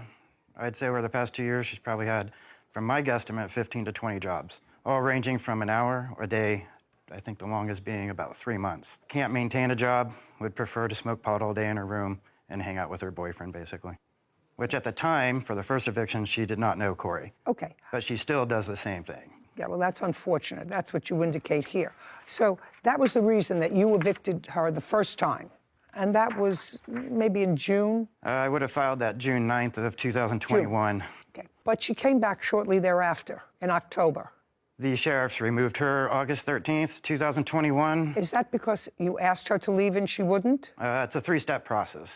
And I had a 24-hour notice posted to the door after 34 days. Well, she's your daughter. Yeah. So there must have been some discussion, Mr. Irwin, with her, you saying to her, listen, this is not working out. There wasn't a discussion, Your Honor. Was not? I served her the first notice. We talked about it. Oh, you talked about it? Prior to me filing. I told her I would do it. I don't think she believed me. She knew you wanted her to leave as a result of that discussion? Yes. And she didn't? She did not. She had lived with you off and on, with the exception of 2 years that she lived with her mother, and part of it in a residential program. It's a residential program, correct? Yes. When she lived with you, she was 10 years old. Can you tell me, Mr. Irwin, from the time she was 10 until the time she was 18 and she was ultimately evicted, what items in the house she purchased? Bed, TVs, anything big? She never purchased anything. When she came back from her mother, what did she come back with?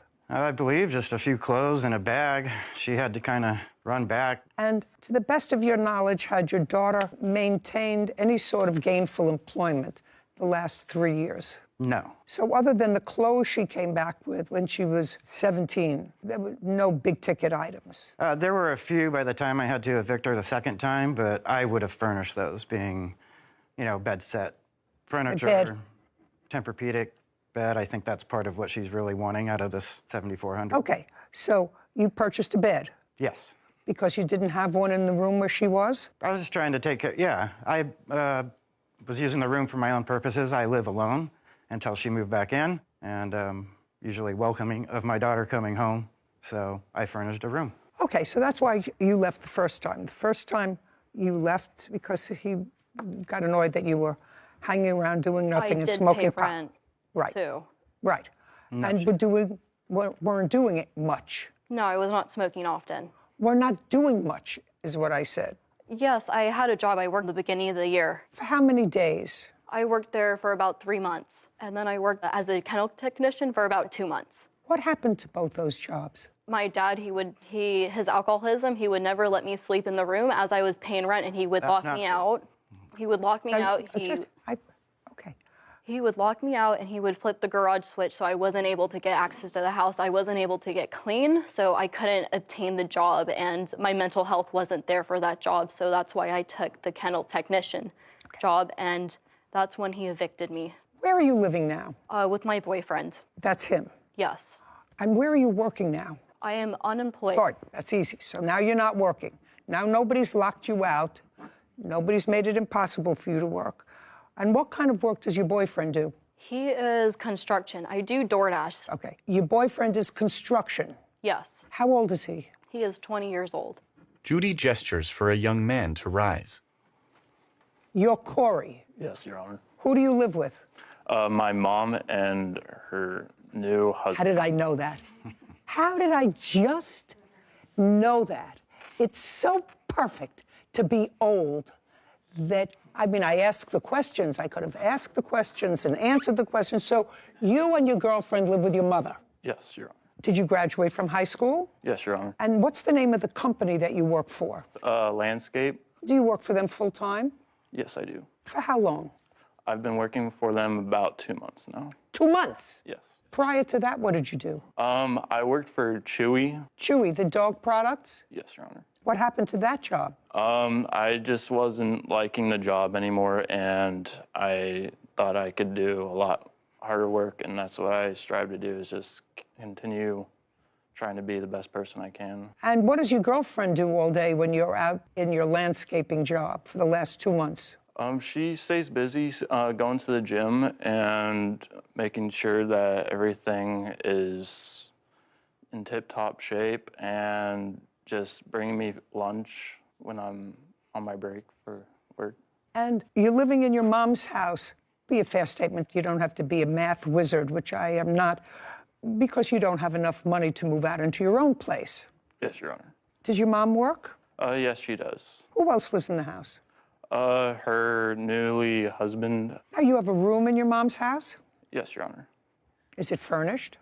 Yes, Your Honor. Who bought the furniture? I bought the bed set, and... Tell me when you bought the bed set. I bought it about 2 years ago because we moved there recently. So what you're telling me is you purchased a new mattress? Yes. With your earnings? Yes, Your Honor. And how much was it? It was about $1,500. And if you left the house, you would want to take your mattress because you bought it. Yes, Your Honor. You wouldn't take any of the other furniture in the house because you didn't buy it. Yes, correct. Whether it's your dresser or a TV in your room, your parents bought that. Yeah. The mattress you bought. Yes, Your Honor. Now you can sit. Corey sits. Caption, coming up. Show me that you gave him $3,000. I can't figure that you had saved $3,000. I gave him that to purchase the mattress because that was the time I was purchasing my car. How could you purchase a car? You don't work.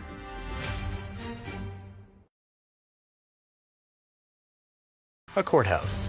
The Judy Justice logo appears. In the courtroom, Isabel and Neil. 19-year-old Isabel Irwin claims her father, Neil Irwin, owes for personal belongings. Now, I'm going to sort of pull this together. Eventually, you moved back into the house after an initial eviction, and you weren't doing well, I assume. Yes. And then you came back a couple of months later and asked your father if you could move back in. Yes. And he said, okay. Yes. And that didn't work out. He was unhappy with the arrangement. I was paying rent before. He was kicking me out, so I decided not to pay rent. Whatever the reason, he wasn't happy with it. You were gone for a couple of months. He evicted me, yes. Yes. Well, he evicted you for a reason, Miss Irwin. You have to stop being a baby. He evicted you for a reason. He took you back because you went there. You said, I have no place to go. I assume, without going into specifics, because you look a little frightened, and I don't have to get that crazed with you because it sounds like a very sad situation. He said, it's not working out again. I want you to leave. And when you left, you did not, according to you, take your stuff. And your father, at some point after he received a text message from you, which I assume you have, sir. I do. Which said, have a nice life. After he received that, waited a while and disposed. That was a statement I made because I asked him to help me fill up my tires because they needed air, and I saw him pull into the Safeway parking lot and leave with his groceries, and he never helped me. Okay, so you said have a nice life. And then you want a whole bunch of things from the house. Now, I want you to tell me, with your limited work history, which you have, hardly enough to sustain yourself, because in October you came back to him and said, I need a place to live. So I want you to tell me what you purchased. I purchased the Tempur-Pedic bed. And who did you purchase it from? My father. You purchased it from your father? Yes, he made the original purchase and said I could just give him the money, which I did. Okay. And how much did you give him for the mattress? $3,000. That's incorrect. Show me that you gave him $3,000. I can't figure that you had saved $3,000. I gave him that to purchase the mattress because that was the time I was purchasing my car. How could you purchase a car? You don't work. You don't work. Isabel hands a document to Kevin, who brings it to Judy. She reviews it. The first one This was doesn't tell me anything. Transaction that This doesn't tell me anything. You want to tell me that tells me nothing. You want to give that to her. I would have to find credible, Miss Irwin, that you had managed to save from your job that you had for 3 months while you claim you were paying your father rent $3,000. It was the leftover money from me purchasing my car. Oh, I don't believe that. For 1 second. Okay, you want to tell me about the mattress, sir? Okay, simply put, I got one for myself when she wasn't living with me, and the mattress I furnished her with, it was a floor model. He gave me a good deal on it. I think it retails about $3,500. I got it for $2,300. My daughter and I did have an agreement that she could purchase the mattress for $1,800. However, as you may have figured out, that did not occur. And this was after she moved back in October, or when she was... Yep, yes it was. After she moved back in October? Yes, Your Honor. Okay. The mattress is staying where it is. Okay. Now let's go to dresser, nightstand, and TV. So you acknowledge that none of those things you purchased, bed, dresser, nightstand, and TV. No, I did not purchase that. Okay. Now that's your father's. He threw out my clothes, shoes, and jewelry. Now, you were evicted. Yes. Was it an actual eviction? Did marshals come to the house? No. I got served the eviction notice on June 30th. He illegally locked me out. No. Just June 30th. Yes. So on June 30th, you were given an eviction notice that said that you had to be out on what date? In 30 days. Okay. So far, is that correct, Mr. Irwin? That's fairly correct. I do have the 30-day no-cause notice to quit that she was served. Okay. And on what date did you leave? On July 1st, because he had thrown a camera Just a second. at my boyfriend. You left on July 1st? Yes. Tell me how you left.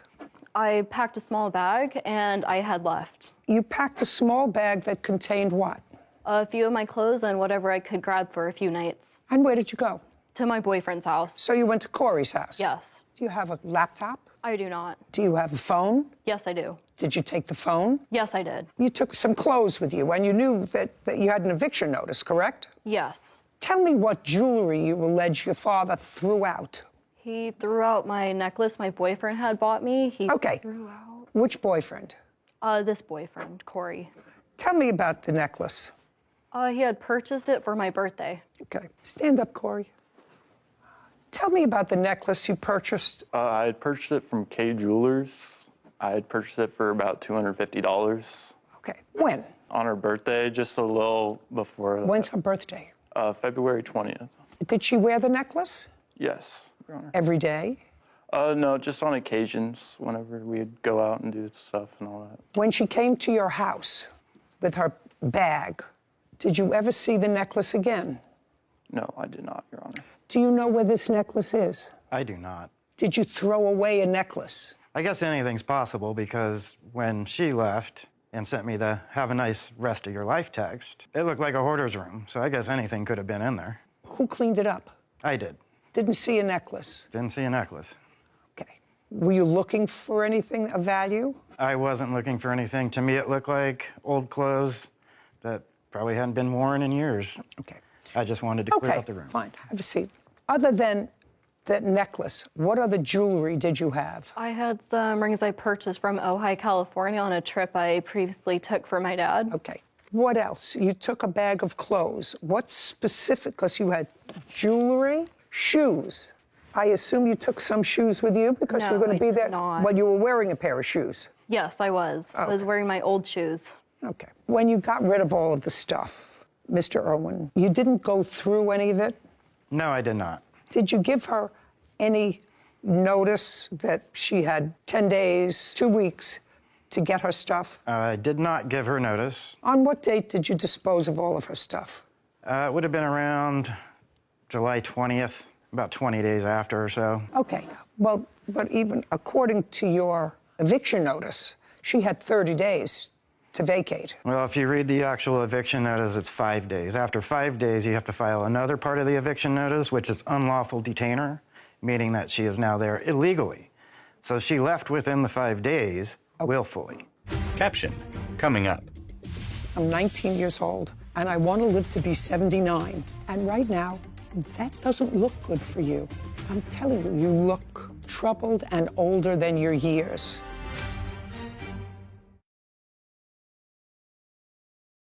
A courthouse. The Judy Justice logo appears. In the courtroom, Isabel and Neil. 19-year-old Isabel Irwin has accused her father, Neil Irwin, of throwing out her personal property. Neil claims he paid for Isabel's belongings. Okay, so you didn't file the next step. I did not. So she left within 5 days. That was the Yes. agreement. And she just left the place a mess. A mess, yes. Okay, who is this? This is my mother, Janice Leonard. Could you stand up, please, for a moment? Miss Leonard, how many grandkids do you have? Well, from Neil to I have 6. Did you and Miss Irwin get along? Oh, yes. She came to, we lived in Idaho at the time. I had an equestrian center. So every summer she would be there all summer long. We taught her to ride. She had the best horses. She jumped. She was a fantastic rider. But as the years went on, it was just getting more difficult. When she turned 14, her behavior changed drastically. Can you describe, I know that you moved back to where your son lived. And according to the answer, he gave you a key to the house. He was in Las Vegas on a trip. That's correct. Could you describe when you went into the house what Miss Irwin's room looked like? Every time I would go over there, the house would be worse every single day. And there was a very strong, pungent smell, so I thought the dogs were going to the bathroom. Her room was a total disaster. There's clothes literally strewn, I don't know how tall, but 12 inches maybe. Nothing was ever picked up. And one day, before Neil came back, I said, this place is really smelling bad. And later I learned that they were smoking marijuana.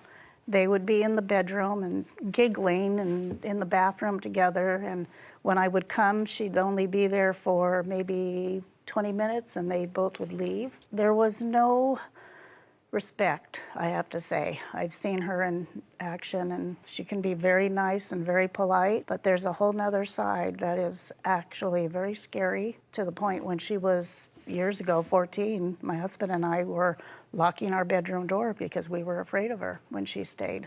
Okay, thank you. Isabel, is that what they call you, or they have a Yes. Isabel. Word of advice, caution, you're 19? Yes. You look older. That's not a compliment. You seem like an intelligent young woman. Thank you. But I see issues there of blaming everyone else, and it's very possible that your father and your mother and other people share the blame in your issues. That's possible. But at this point in your life, Isabel, you're just starting, and you can either spend your life blaming somebody else, parents, grandparents, siblings, for where you are, or you can say, I have to get myself some help and put a period, because I'm 19 years old and I want to live to be 79. And right now, that doesn't look good for you. I'm telling you, you look troubled and older than your years. Your father looks better. Your grandmother looks better. They look appropriate to their age and stage and clearer.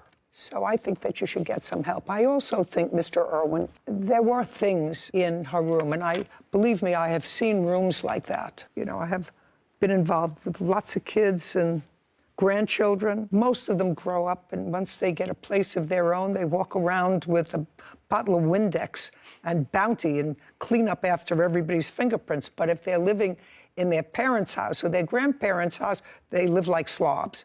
Sometimes that never changes.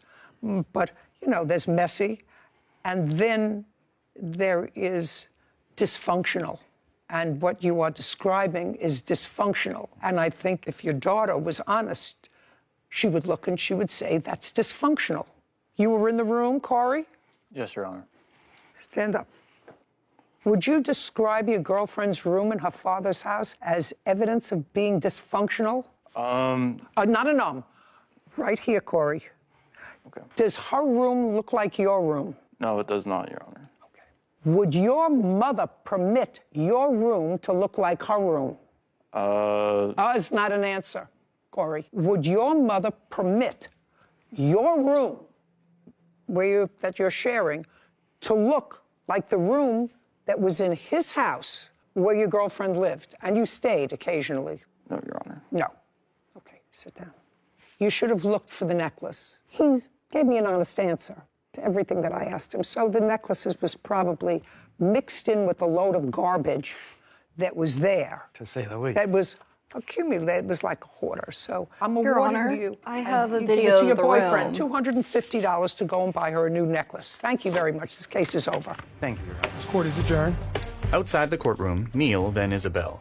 I agree with the judge's decision 100%. I think it was very fair. I think it wasn't fair. She has so much more potential than what she's doing right now. I was just trying to get my belongings, and he literally just never wanted me to do it. She's a great kid, and in all reality, she's just making some wrong decisions right now. I made any really bad decisions. It's all been influenced by my father. You know, the apple doesn't fall far from the tree. I hope she grows up, and I love her. I know I need to grow up, but he evicted me, gave me 2 days, and I didn't want to make my dad mad. Sarah and Judy. I hope you weren't talking about me when you were thinking of your grandchildren keeping messy rooms. I try and be neat and nice and organized. Well, I wasn't thinking about you today as a law school graduate, but I do remember when you were in college and you were staying with us rather than in the dorm, keeping your door closed because it looked like somebody hit your room with a Mixmaster. Maybe just a few too many open suitcases, I guess. Yeah, open, unpacked suitcases. But got older and more respectful, and then you had your own apartment, and I remember visiting your apartment, and I said, who is it that lives here? I couldn't figure out who lived here. It's not the same person who lived with me. It's a maturity thing, and I think I was shocked to see that she was only 19 years old, in line with what you said to her. For unpaid wages. Judge Judy enters the courtroom. Court come to order. All rise. She sits at the bench. Have a seat, please. Kevin approaches. Hello, Judge. Case number 2071, Booker Marshall versus Zephyrin. Thank you. You're welcome. Zephyrin? Yes, ma'am. Mr. Zephyrin, you're being sued by these two people because they say they worked for you delivering packages, I believe, of auto parts. Is that right? Yes, Judge. And you didn't pay them. That's simple. You're in the auto parts business or just the delivery business? Just the delivery business. For how long? For about a year. Explain the business to me, since you're not in the auto parts business, just the delivery business. I have to understand the process and keep it short. The process is I go to the store, pick up the car parts. Go to what store? Hyundai or Toyota. So you go to the manufacturer? Yes. Or the dealership? The dealership. And get the part? And get the part and deliver. And you take them to independent garages that fix cars? Yes. Okay, now I understand. Your business is you're sort of a middle person between your local auto repair shop and the manufacturer who manufactures those parts or its dealer? Yes, that's correct. You don't make a markup on the part, you're just paid for your delivery service. Is that right? Yes. I do not pay for the parts. All I do is drive and deliver the parts. So the part has already been ordered and paid for? Yes. By the garage, by ABC Garage? Yes. They just send you to expedite the delivery? Yes, ma'am. And how much do you get paid for each delivery? Well, it's not by each delivery. At this particular contract, it was between $120 and $160 a day. And you said that this particular contract, what contract is that? This is the car parts contract. Before the car parts, delivering the car parts, I was delivering packages. But this operation was just car parts? Yes, it was. Now, at some point, these two people, how many vans do you have that deliver the parts? Currently, I have one van. What were they using to deliver the parts? The van that I have. And what did you do? I worked in my 9 to 5. You had a different job? Yes. What kind of job did you have? I work at the Navy Yard. So this is sort of a side gig? A hobby, I would say. Well, a hobby, $120, $160 a day is a nice hobby. I think so. Yeah, okay. And so based upon what you told me before, both of these people did in fact deliver parts using your van to various ABC garages. They also used it for personal use too, yeah. I don't care, but they used it because you didn't use it. You were doing your day job, according to you. Yes. And this was a side gig where these two people were working during the day to deliver the parts. Mr. Marshall was working during the day. Okay, let's just say Mr. Marshall. Okay. Now, Mr. Marshall sort of contracted with Miss Booker, or did you?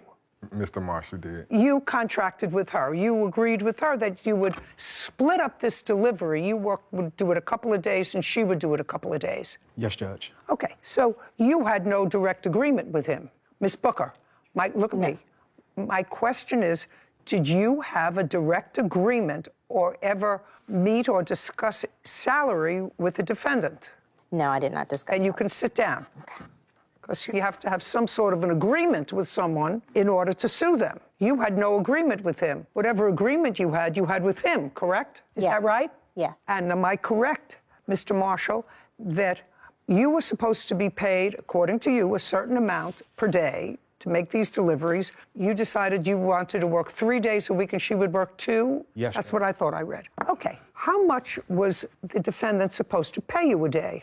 $80, Judge. So you had a deal for between $120 and $160 a day. You were paying him $80. You were working your day job. And so you were either going to get $40 or $80, depending upon the work that was done, right?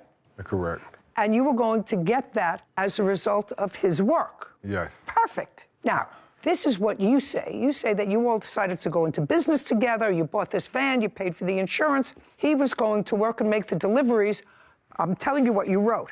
Okay. And if you have a problem with that, you'll tell me in a minute. Okay. He was supposed to work, make the deliveries, and not get paid until you paid off all your expenses, your startup expenses, the van, your insurance. Didn't you say that to me? Yes, I Or maybe I'm thinking about another case. I did say You did say that to me. I just wanted to correct the we, because I bought the van and I paid up all the stuff. I said you paid. I didn't say he paid. You paid the van. You paid for the insurance. He was going to drive. He says you were supposed to pay him $80 a day to do that because you had a full-time job. You were making your money. Your defense to it is that that was not the agreement. The agreement was that he would work for free until all the expenses were paid off that you advanced for the little business. Yes. Right? Yes. How much was the van? $2,000. So it was an old van. Yes. And how many months did you work at this job before you had a kerfuffle with him? A year and 3 months. Is that correct, sir, that he worked a year and 3 months? It seems more about close to a year to me. And when you say you worked for a year, was that 52 weeks a year? Yes. 5 days a week? Yes, sometimes on Saturday. From when to when? I would work, depending No, on... from what month and year to what month and year? January 2021 until March or April 2022. And in that year plus, how much money did you make? Caption coming up. If you kept records of the days that you worked and how many hours you worked and how much you were supposed to be paid, then I could look at that. But I can't do this. This is ridiculous. Judge, may I explain? You can try, but you're going to be unsuccessful, Mr. Marshall, but I'm going to give you an opportunity to try. And later today. He did, in fact, bring you a truck. He didn't. Never brought you a truck. Never brought me the truck, never returned my money, anything. Oh.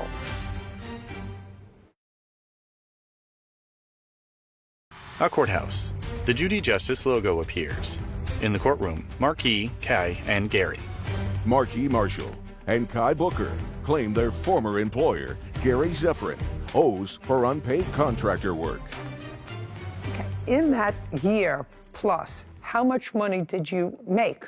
Judge, it's a tough question because Mr. Zephyrin never paid me what he was supposed to pay me. He always came up with an excuse or a reason why. I want to know how much money you made in that year. I don't know off the top of my head. Well, Judge. Then I can't help you. I have to know how much money he paid you, and I'm going to figure out from how much money he paid you, because even if I buy his defense, the van was only $2,000. So you have to sit down and figure out how much, unless you know, how much did you pay him? Around $320 a week. What do you mean around? I mean, you're a businessman. He did not work 5 days a week. He's saying he worked 4 to 6 days a week. All he worked was 3 to 5 days a week. I assume you were paid in cash? Yes. But you were paid during that year? Yes. Give me an idea in thousands how much you were paid. Around $20,000. $20,000? Yes, Judge. Around? Yes, Judge. So he did, in fact, pay you? He didn't pay me everything he was supposed to pay me, Judge. Well, how am I supposed to figure that out, sir? How am I supposed to figure that out? You keep records of what you delivered? Does he keep records? He doesn't have to prove your case. You have to prove your case. Yes, Judge. So do you keep records of when you worked and when you were paid? Yes, I keep records of when I worked, Judge, but I did not keep records of what I was paid because we're always arguing. He never paid me the full $700. That's not the reason you don't keep records. I'm sorry, Mr. Marshall. If you kept records of the days that you worked and how many hours you worked and how much you were supposed to be paid, then I could look at that. And I can ask him, and I assume he's a businessman. He would have the same records, and there may be a dispute, but I can't do this. This is ridiculous. Judge, may I explain? You can try, but you're going to be unsuccessful, Mr. Marshall, but I'm going to give you an opportunity to try. I appreciate it, Your Honor. Mr. Zephyrin was my friend. We went to the same high school, played on the same high school basketball team. I was the MVP, he was the team captain. Recently, his health has been declining. Because his health has been declining a year ago, I went to Mr. Zephyrin and I said, I'm a private contractor and I have different contracts with places. I think that you should do private contracts so you can spend more time with your kids and your wife. I apologize, but I'm emotional. Well, don't get emotional. I used to love Mr. Marshall. This gentleman. Mr. Marshall, what I'm telling you is don't get emotional. This is not... Okay. It's a sad thing that you know each other for a long time, I hear, and that it's come down to a case in court. But you have to understand that in order for me to make a judgment, I need facts and information. And it's not as if you're saying to me that you delivered packages, which he acknowledges, and you were never paid. What you say is that you were shortchanged. Yes, Judge. And you have to be able to show me that. I have the agreement of Mr. Zephyrin agreeing to pay me the $80 a day, and we came out with a pay Just a second. That's okay. I have to see when you worked and what you were paid.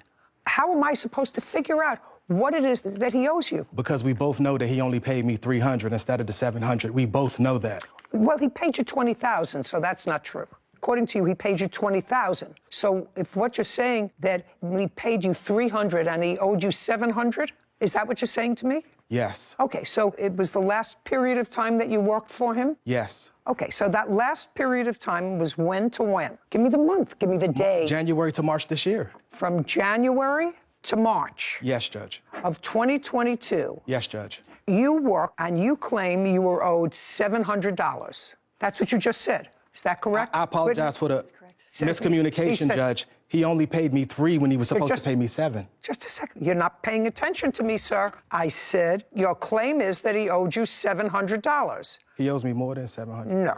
What you said was he owed me $700 and he only paid me $300. Could you read that back? Yes. Could you read Judge. that? Yes, Judge.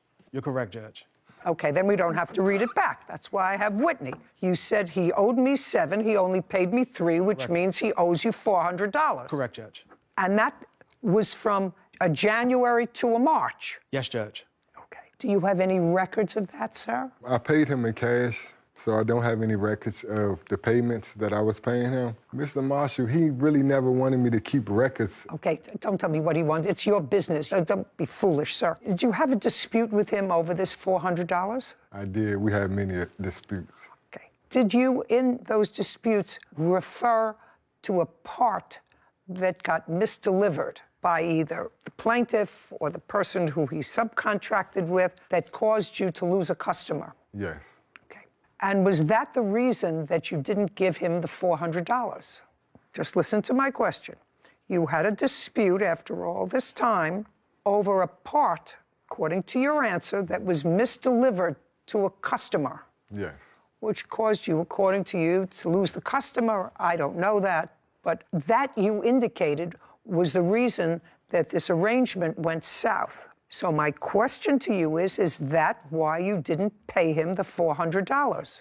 No, it's not. He didn't return my van. Oh, so the reason you didn't pay him the $400 that you acknowledged that you owe him was because he kept your van. And my contract was canceled due to cab booker. Okay. Did you get your van back? Yes, I did. How many days later?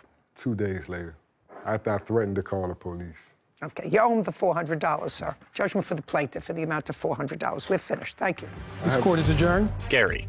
You can't keep somebody's van for 48 hours and still expect your money. He's lying about the fact that we stole the van and that we had it for those 2 days. I think it was really bad that he's suing me over this. We've been friends since high school. Document everything that you do when you do it. That would make better sense. But hey, things happen. He got a new girlfriend and things happen. Not a difficult situation. If you choose to pay an employee in cash, you have to keep records. Both parties should have kept some sort of records. Otherwise, what they were asking me to do was guess. This defendant actually made it easy for me because without his statement, I would have dismissed the case. He said the reason he kept the $400 because the plaintiff did not return his van right away, kept it for 2 days. Well, that's sort of retaliatory. How do you fix $400 as cost for keeping as a cost? Van. You know, that's ridiculous. That's self-help. Keep records. You should. Especially if you want to come to court. Exactly. Case number 2075, Johnson versus McIntosh. All parties, please step forward. Dominique Johnson is suing her children's uncle, Chris McIntosh, for a truck she never received. Miss Johnson, this is your brother-in-law. I believe that, is it your husband or is he your ex-husband? No, it's just my kid's father. Okay. The father of your children is currently incarcerated? Yes. So he's not your brother-in-law, he's just the brother of the father of your children? Yes. Okay, you have 2 children? I have 3. Is he the uncle of all 3? Yes. Okay. There came a time when you were in need of a new vehicle or a different vehicle. Your car was giving you trouble. Yes. Mr. McIntosh, according to what I've read, has tried to maintain a relationship with his brother's children. Yes. Despite the fact that you no longer have a relationship with him. Yes. And according to what I'm putting together, you reached out to him or you were on the phone with him and told him you needed another car. Yes. And according to you, he said he had a car, a truck. Yes. That he would sell you for $2,700. Yes, that he would personally bring to me. And he did, in fact, bring you a truck. He didn't. Caption coming up. So on what date did you buy it? I don't. Think. You know, you're coming to court today. You knew that this was the issue when you came here. Yeah. Not yeah, yes.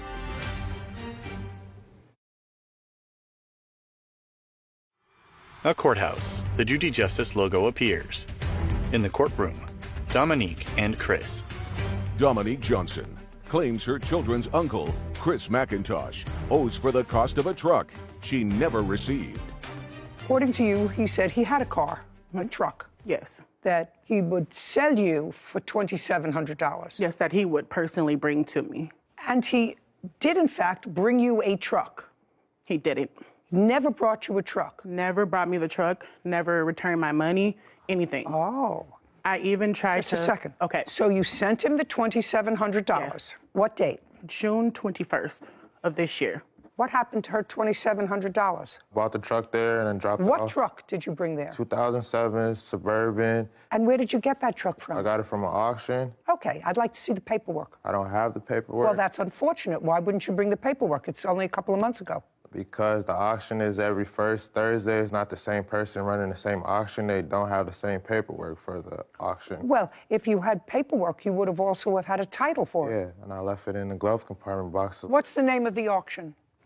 Towing. Where are they located? Minneapolis, Minnesota. Sarah, would you look that up, please? She did send you the money.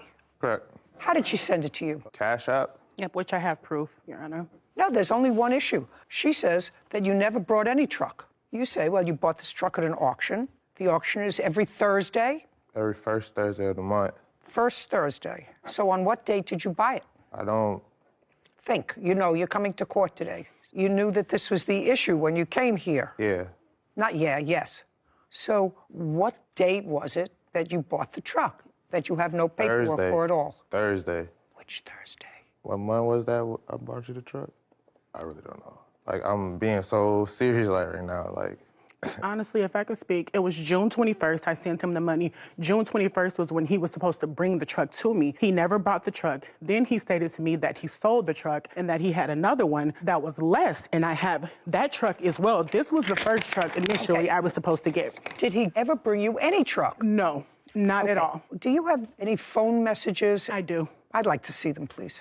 And towing. It's a towing and auction house. Okay, say when they have auctions? It doesn't list it on their website, but I could try and see. It's a lot of them, honestly, a lot of messages. Dominique hands her phone to Kevin, who brings it to Judy. I have those dates of the auction. They list their past auctions. There was one May 5th of this year, June 5th of this year, July 2nd, August 6th, and September 3rd of this year. June all what? most recent. June 5th. And I actually have a list of every car that was included in that June 5th auction. So if you give me the make and model, I could see if it was included in that auction on June 5th. You went in June for the auction or in July? yeah, June 5th. He said a 2007 Yukon, right? No, Suburban. 2007 Suburban. There was actually two different trucks that... Well, that's the one he said he bought. The only car from 2007 at the June 5th auction was a 2007 Nissan Murano. Nissan Murano. Wasn't a Nissan Murano. That was the only one that was sold in June 2007. It was sold in 2007, but I bought a 07 Tahoe Suburban. I understand that. But you say you bought it in June, and they list on the website everything that they sold in the June auction. Am I understanding that right, Sarah? Yes. They list all the cars that they sold in the June auction. And the only car that they sold that was a 2007 was a Murano. He says, and I will be leaving in about an hour or two after I get the Venmo. Would you please just put where you start to ask for your money back because you didn't get the truck? That's what I want to see. I want my money back because you didn't bring me the truck. There was no Chevy Tahoe 2007 at the July 2nd auction. Either. And a lot of the vehicles, a select few, are above $1,500, and that's for newer models. Everything else is under $950. Thank you. There was no such car either in June or July. No. Okay. That's so interesting that they have that information on a website. Ms. Johnson, you can't just give me your phone and expect me to go through pages. All I want, you said you had something indicating that you told him you wanted your money back because you didn't get a truck. So far, there's no evidence that he bought you a truck from the place that he said he bought you a truck. Yep, here's the part where I'm asking for the money back. He doesn't have proof that he even bought the truck. No, there is no proof that he bought the truck. He never bought the truck. Okay, so starting from here, this is me asking if he wanted to just cash at me back my money because he never showed up. Read it to me. Oh, okay. It says, do you want to just cash at me back the whole $2,700 because all this waiting isn't necessary. It's just a few taps to cash at me back my money. We can say forget the whole thing because now this isn't sitting well with me. This was supposed to be easy. I don't have my truck or my money. Like, how does that work? And then I offered to just go down there and get it myself. And then he said that there was no place. I said, okay, but how do I get it home with no place? So this whole time he was kind of dragging me on. And then this is the picture of another truck that he sent me. That's a picture of him? Yeah, he's posing in front of the truck, the second truck he supposedly had bought for me. At the auction, yeah. He just told me he bought the second truck at an auction. There's no indication that that auction house where he said he bought it sold a truck that he said that he bought, either in June or July. Got that right? Yes. Okay, I don't have to waste any more time. You have no paperwork, Mr. McIntosh, that you bought this truck. You have no proof at all that you brought this phantom truck to her house. Why would she be asking for her money back? Because I bought her a truck and I dropped it off in front of her house, left her the paperwork saying what's wrong with the truck in the truck. She says that she didn't want it, so I said my finder's fee was only like $400, and that's $200 for just a bus ticket to get there. She can sell the truck and get her money back. That's what I told her. $2,700, judgment for the plaintiff. Thank you very much. This court is adjourned. Chris. I hope this don't affect the relationship with my nieces and nephew. I'm not really here to bad talk anybody. I just wanted, my money back. I left it there with the papers and the receipts. Right is right, wrong is wrong. She said she didn't want it. I told her she can sell it back, get her money back. I feel like he kind of screwed it up in a way. I just want to be a good uncle all the time. Sarah. I love when a website is so meticulous and gives us all. And filing a false restraining order. Court come to order. All rise. Judy enters. Be seated, please. Hello, Judge. Hi. Case number 204, Bernero versus Trinell. Thank you, Kevin. Now, you have to tell me, are you Miss or Mr.? For the duration of this case, I will refer to as Mr. for legal terms. Mr. Trinell. Correct. Okay. Ms. Bumel, you and the defendant dated for how long? 2 years. And according to what I read, during part of that period of time, you lived at your mom's house. Yes. From when to when? From January to May. Of what year? 2021. Had you lived with each other prior to that? Yes. Where? At his mom's. And how long had you lived at his mom's? About a year, once I turned 18. Prior to your moving into his mom's, were you ever together? Yes. Where? Well, we didn't live together. We were just, we were seeing each other, From when to when? From April to December of 2019. And then I moved in at the beginning of 2020. So for a long time. Did you have plans to marry and yes. Had you discussed it? Yes. True? We had those conversations, yeah. Great. This case actually has to do with funds that you put in to a car that was supposed to be used by both of you, but since you didn't have a license, the car was put in your name. And the relationship took a bad turn, and you have the car. Is that right? Yes. And you, Ms. Bumel, want the money that you put into the car. Yes, we agreed that I would get my half of the money if he kept the car. Well, you didn't put in half the money. You only put in, according to you, a deposit. Yes. So you're not entitled to half the car. At most, you're entitled to your deposit back, and that's what I have to determine. Now, Mr. Trinell, the allegation is that you filed a false restraining order against the defendant, and I believe you spent a little time in custody. Is that correct? Yes, they took me in and fingerprinted me. And that was after the breakup? Yes. All right, so let's go to the car. You were living with your mother when the car was purchased? Yes. Okay. Mr. Trinell, month and year the car was purchased? May of 2021. So that was immediately prior to the breakup? Yes. What kind of car was purchased? 2014 Ford Focus SE. And the purchase price? We put down a deposit of $7,000. Total purchase of the car was just under $11,000. So there was finance charge on the car. Who financed the car? I did. Through what institution? My bank account. I was paying it through my debit card while I was working. I understand that, but what institution? What Bank of America. Bank of America. And what were the monthly payments? $200, around there. So if the car was purchased immediately prior to the breakup, the plaintiff really didn't get any benefit or use of the car. Very little, maybe at most 30 days. That be a fair statement? I'd say so. Fair statement? Yes. And how much, Ms. Buhlman, did you put into the car? I put in $6,000. Is that correct? Correct. I'd like to see proof that you put in $6,000. Hannah produces a document, then hands it to Kevin, who brings it to Judy. She reviews it. And then I also have bank statements. Sarah, would you do me a favor, just add up these figures for me, please? I'd like to see the bank statement. Hannah hands another document to Kevin, who brings it to Judy.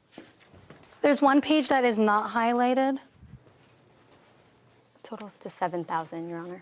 What is this that you gave me? My bank statements for what I paid at CarMax, and then what I take out, I did because I did a cash deposit. So everything I took out at the ATM, I put right into my cash flow envelope I had for savings for the car. But there are 2 CarMax transactions. I did it in cash because I was told that it would be cheaper if I did it in cash because it won't be taxed if it was compared to a card. Yeah, but these figures don't add up to the same thing as that. Well, he did pay a little because that is $7,000. No. But these figures I have on the 13th of May, which is when this car was purchased. I have you took out $800. You took out $1,520. You took out another $100. Yes. I may be missing something, but that's all I see. No, and then, like I said, the ATM on the other two bank statements, it says $700, $800, and I believe another $500 for everything I took out in cash for down deposit. I'm not following that. Are you understanding this? Take a look at this. Sure. You know. So she's saying that these PNC bank statements was cash withdrawals that she then used towards, I'm assuming, this large $5,380 first bill, because the totals from this are only totaled to $2,420. Right. Well, that's all I have. That's your bank statement. This thing that you handed me first is actually unreliable because my 14-year-old child could make that up on a computer. I'm looking at your bank statement, which looks different from my bank statements, but I'm prepared to accept it. Do you have the invoice for the car that you purchased? I have the contract, the bill of sale. Contract. Yeah, I'd like to see it. Ryan hands a document to Kevin, who brings it to Judy. She reviews it.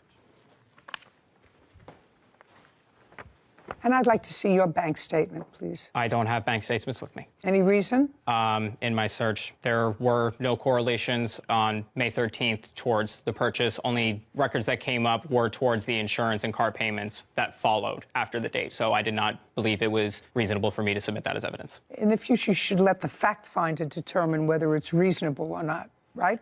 Yes, Your Honor. Okay.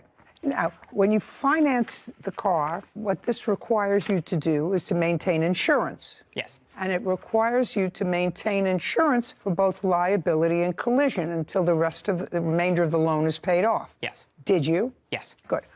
Now, without going into anything else, the two of you are no longer together. We may have to get into that later on the protective order, but the car was totaled. Yes. After the breakup. Yes. And the car was totaled and insured so that there was payment by the insurance company. Yes. How much? $6,000.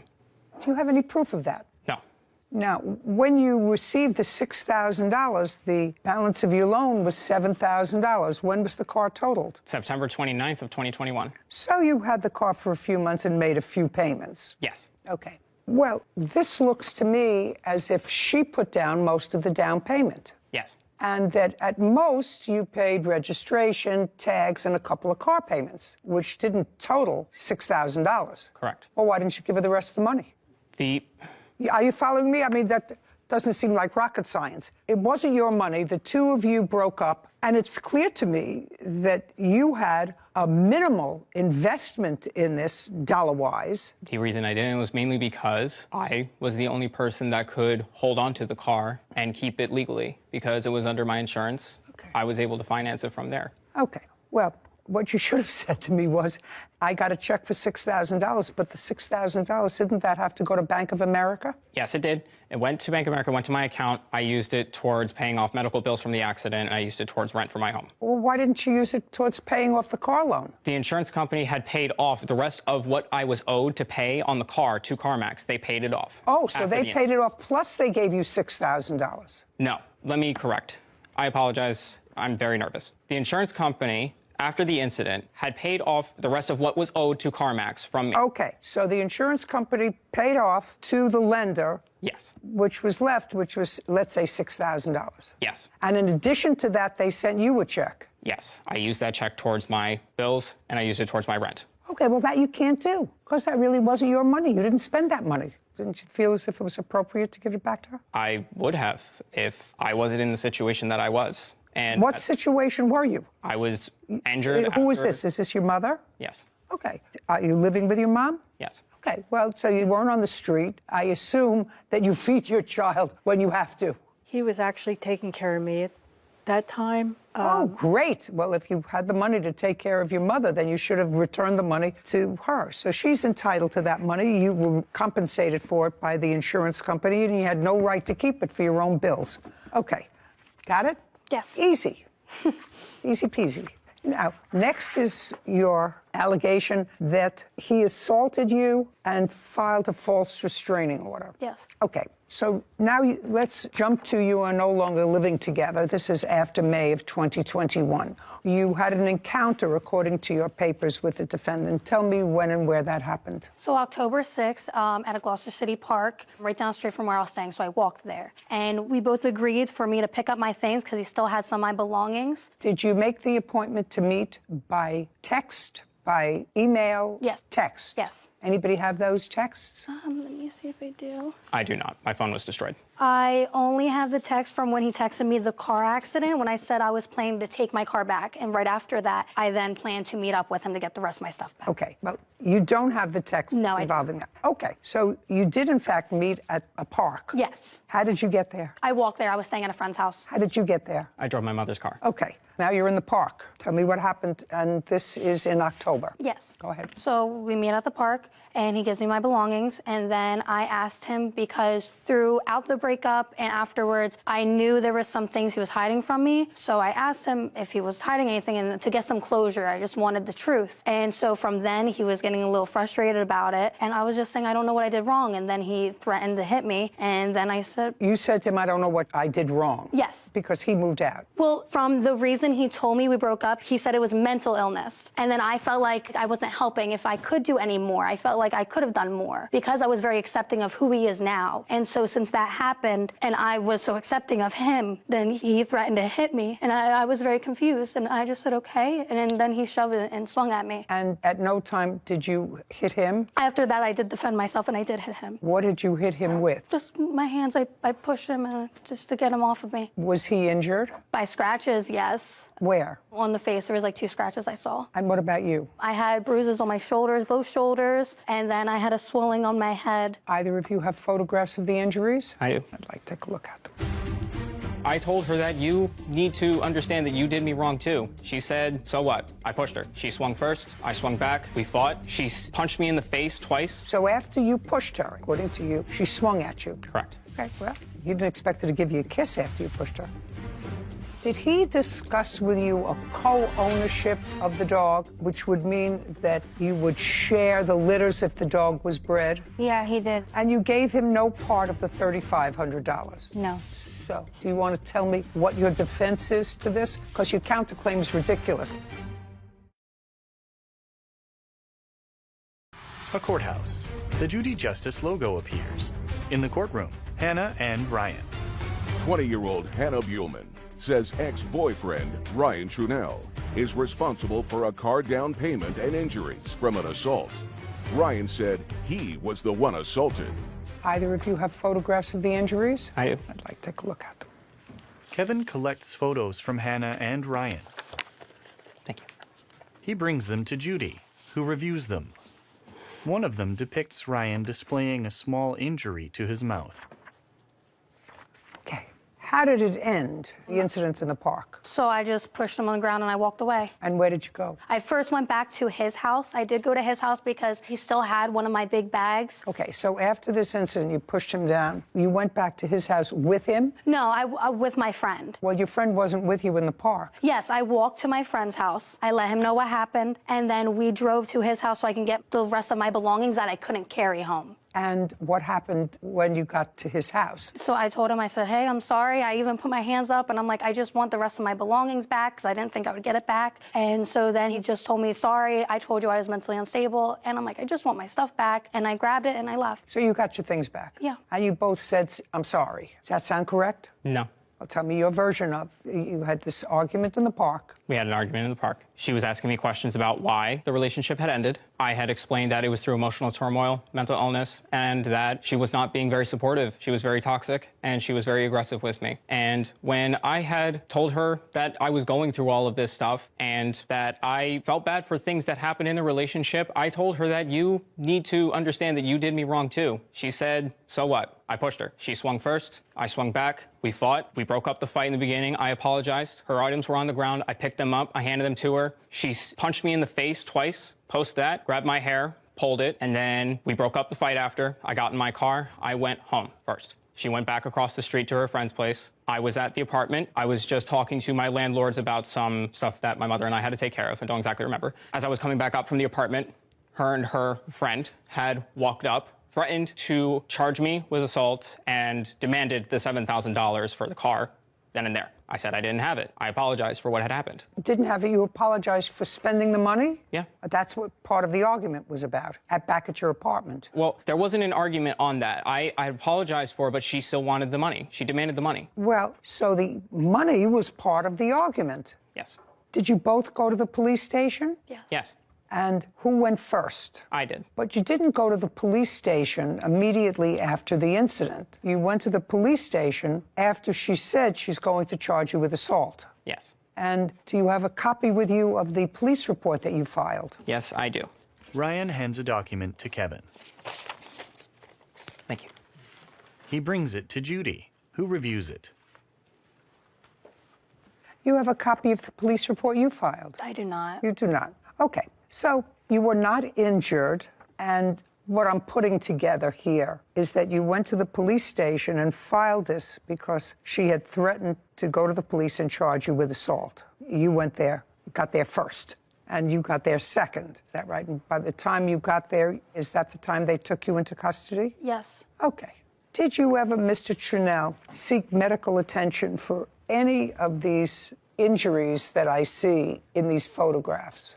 No. The answer is either yes or no. No. And you do acknowledge, Mr. Trunnell, that the initial aggressor, physical aggressor, which is what you testified to. Let's go back to his initial testimony, Whitney. I believe he testified that, not sure, she was aggressive, she was loud, she wouldn't accept it, and he pushed her. But I'd like to get the exact wording.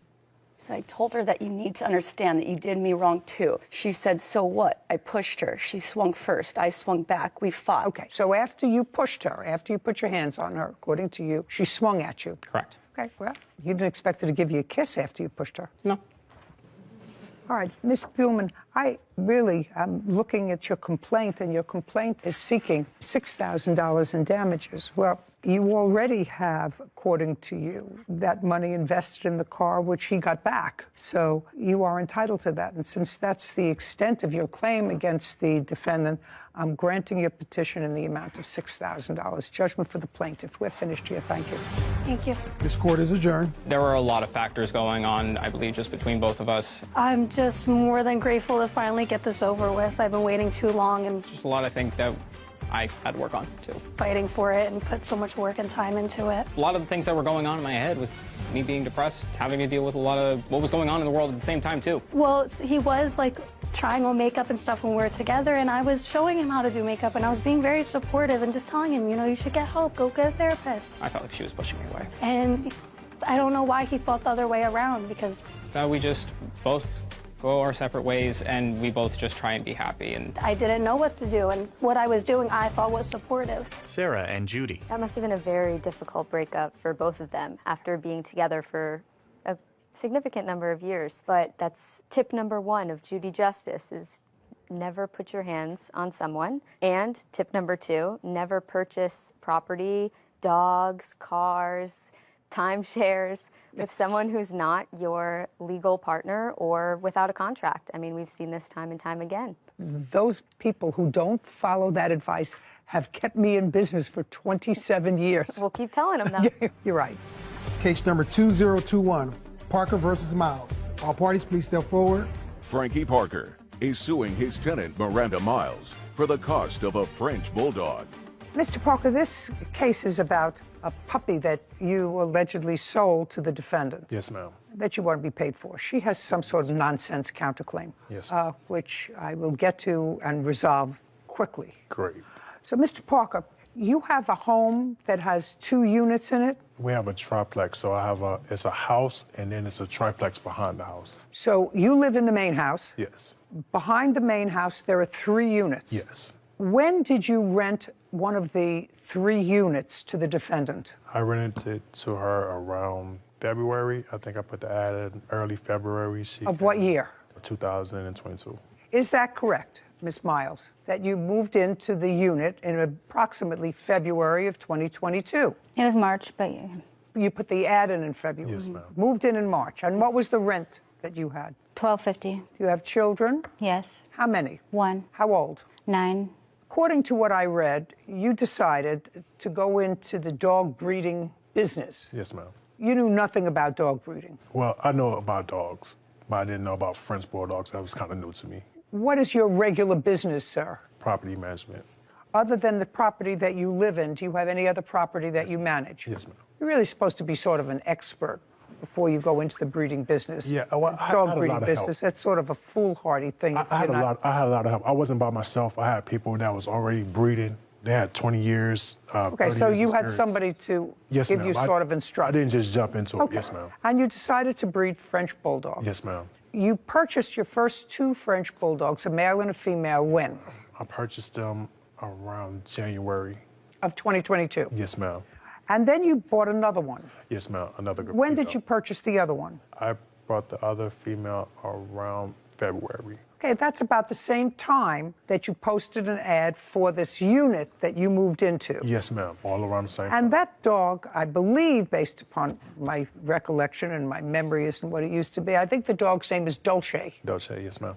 How old was Dolce when you purchased her in February? She was approximately 3 months. How much did you pay for her? I paid $3,200 for her. And did you have AKC papers for her? Yes, ma'am. Now, according to your complaint, when the defendant moved in, she moved in March, she moved in with her 9-year-old daughter. The 9-year-old daughter saw this dog, Dolce, became attached to the dog, yes, fell in love with the dog, and the defendant agreed to purchase the dog. Yes, ma'am. And you acknowledge that you agreed to purchase the dog. Yes. In March of 2022, how much did you agree to pay Mr. Parker for the dog? When I rented the apartment, he's told me $2,500. No, He told you that's 20. not true. Now, He said $3,500. Miss, shh.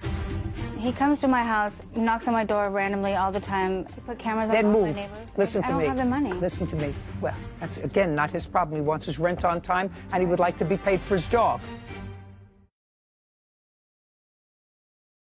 A courthouse. The Judy Justice logo appears. In the courtroom, Frankie and Miranda. Frankie Parker claims his tenant, Miranda Miles, owes for the cost of a French Bulldog. Miranda is countersuing for harassment and invasion of privacy. Miss Miles, I want you to think more clearly. Try to be clear. He had just paid $3,200 for the dog. I didn't know that. So, according to you, he agreed to sell you the dog for $2,500. Yes, and then he changed it to $35 when I moved in. Oh, so before you moved in, he said $25, but after you moved in, he said $35. Yes. Did you agree to pay him the $35? Yes. Okay, so now you have an agreed price of $3,500, which sounds more reasonable than $25 because he paid more for the dog. Yeah, that's not entirely true. I told her $5,000 at first. Okay. But we'd do a co-ownership, which brought the price down to $3,500. Okay, right now, she agreed to pay you $3,500. Yes. She doesn't understand from co-ownership. You're talking about breeding down the road. Did you pay him any part of the $3,500? No. Okay, now let's go further. Are you still living in the unit behind him? Yes. So now that's March, April, May, June, July, August. Did you pay March's rent? Yes. April? Yes. May? Yes. June? Yes. July? Yes. And August? Not yet. Did she pay everything except August so far? Yes, but I had to take her to court to almost evict her to get the money. Okay. When did you start eviction proceedings? In what month? I started eviction proceeding in June. How much behind in rent was she? She was just that month, but she had been late 2 prior times. So. Okay. How late is late? Well, I give you a grace period up to the 4th. Sometimes it's like the 10th. Sometimes it was like the 10th. Yes. So we're not talking about months late. No, she always paid. When you took her to court to evict her for non-payment of rent, she came up with the money. Yes. Now, we're August 5th now. Did you pay your rent? Not yet.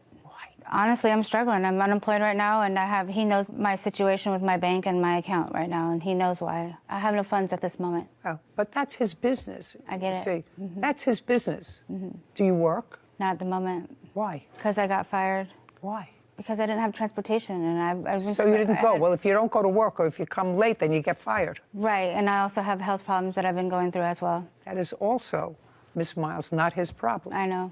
Now, I'm going to go back to something that Mr. Parker said, because I think that it's sort of important for me to be able to resolve your counterclaim, because for sure you owe him the price of the dog, which you still have, correct? Yes. Did he discuss with you a co-ownership of the dog, which would mean that you would share the litters if the dog was bred? Yeah, he did. I wasn't very clear about it, but yes, he did, and I was willing to do that, so I was able to afford the dog. That's going to help me resolve the issue. And you gave him no part of the $3,500? No. So, do you want to tell me what your defense is to this? Because your counterclaim is ridiculous. I don't even remember what it is. For harassment, slander, invasion of privacy. He comes to my house, knocks on my door randomly all the time, every day. Then move. Just a second. Then move. He put cameras then on all move. my neighbors. Listen to me. I don't have the money. Listen to me. Move. I don't have the money. Well, that's, again, not his problem. He wants his rent on time, and he would like to be paid for his dog. Right. Okay, let's move on Okay. to something that's viable. Okay? Let's talk about this breeding of the dog, which I think would be absolutely ridiculous. Have you taken the dog to the vet? Yes. Dog's gotten its shots? Absolutely. Okay. And other than the fact that you say you're not working, there's no reason that you're not paying him for the dog, which you originally agreed to. No. $3,500, judgment for the plaintiff. We're finished. Thank you very much. But, Your Honor, she's supposed to get full breeding rights. to I'm the not dog. giving her full breeding rights to anything. She Well, can't take care of herself or her 9-year-old. She has no money. How is she going to breed a But dog? we can't do the co-ownership. No, well, you're not doing a co-ownership, sir. She just bought the dog for $3,500. Period. That wasn't you the keep, agreement. just a second. You keep the papers. Do you understand? Okay. Do you keep the papers? She Yes, doesn't ma'am. get the AKC papers. Okay. She keeps the dog, which means she's going to take care of the dog, get it spayed, do whatever she's supposed to do with the dog. Okay. You get $3,500, and don't make deals like this again. Do you understand? Yes, ma'am. Great. This court is adjourned. I wanted either to have the full dog and no co-ownership, but I guess it didn't work out for me. You know, I was trying to get the whole amount so we won't have to do a co-ownership anymore. She can either get the dog, the whole rights to it, or just pay me out. I think he was trying to help me pay for it, and that's why he said the co-ownership, because I was unable to pay for the whole $5,500. The whole rights to it, or just pay me out, you know. I think that's what he was trying to do. But I think overall the judgment was fair. We live next door, so we have to. I hope that we can actually do this together, and We're good. Me and him are good. I hope it does run smoothly and we don't have any more mishaps. Sarah and Judy. The case itself was easy, Sarah. Promised you buy the dog. Your daughter is in love with the dog. And he said, well, I can't pay for it. This time, the dog's attached, and he seems like a very, very nice man. But we had 2 little Maltese dogs once. I don't know if you remember them. I remember the Do stories. you remember the story? You were too young to remember the dogs. They were 2 little yappy Maltese dogs, and we thought it might be an interesting experience to breed them. Oh, yeah. And 2 New York City judges. Two New York City judges decided that it was the worst experience. First of all, I remember after, and I think we had 2 or maybe 3 in the litter, and I couldn't leave them home. So I would take them in a box in my car to the courthouse and open the.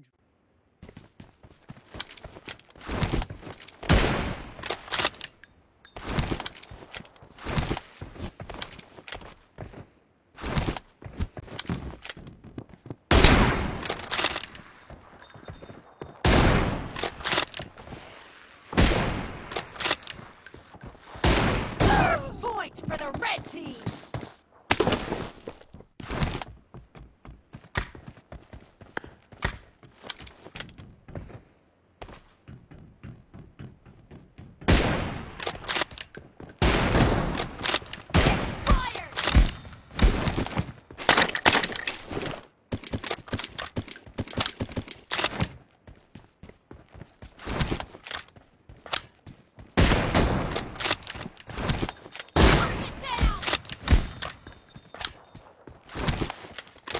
Cover me.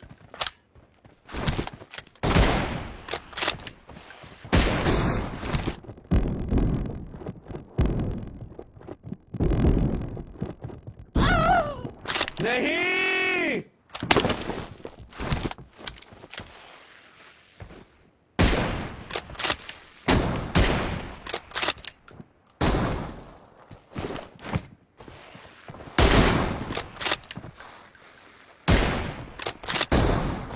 नहीं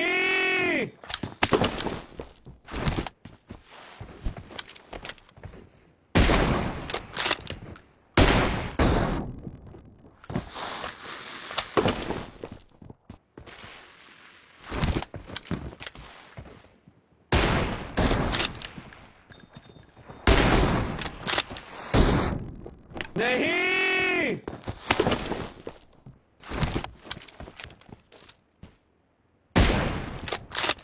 Killing spree for the excellent work.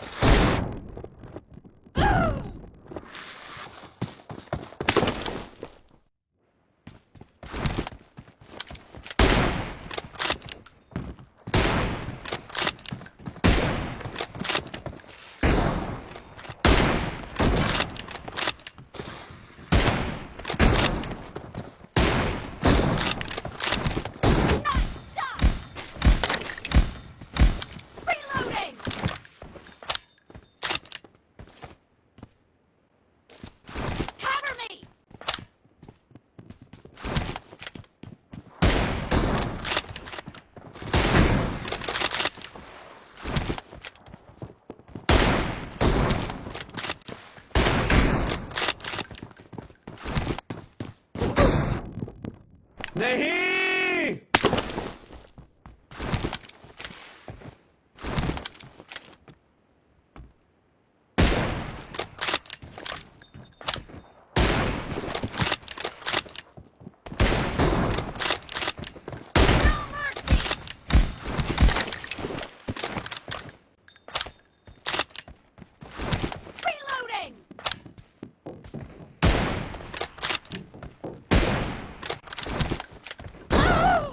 Excellent work.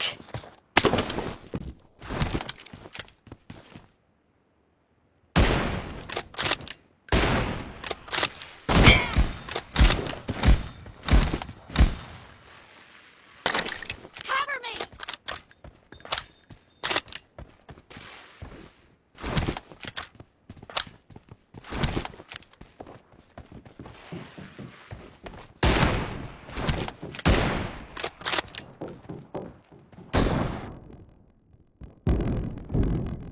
Excellent work. Half of the match is over, and the red team is in the lead. Expired!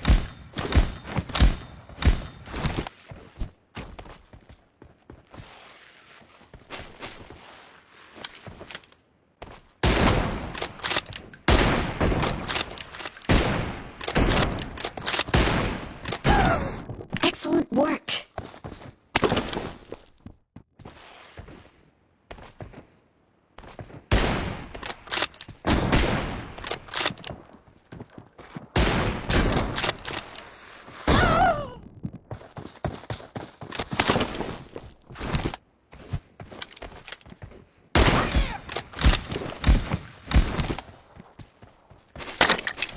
Reloading! Cover me!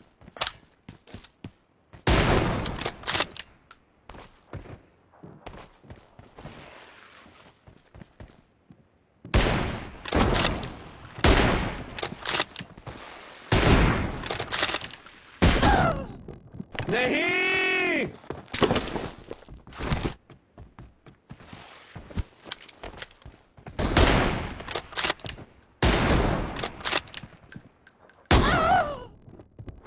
Excellent work.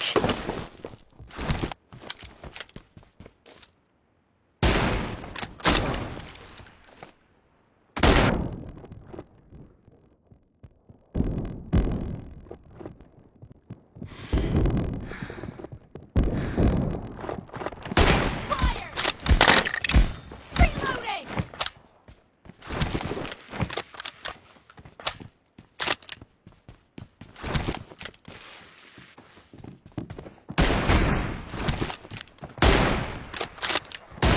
Down! Cover me! Reloading!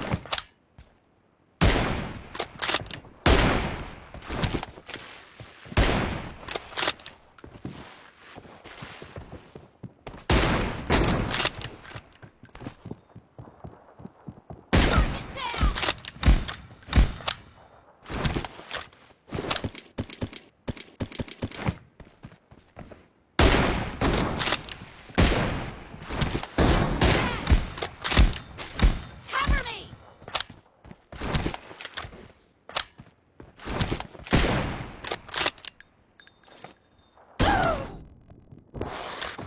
नहीं।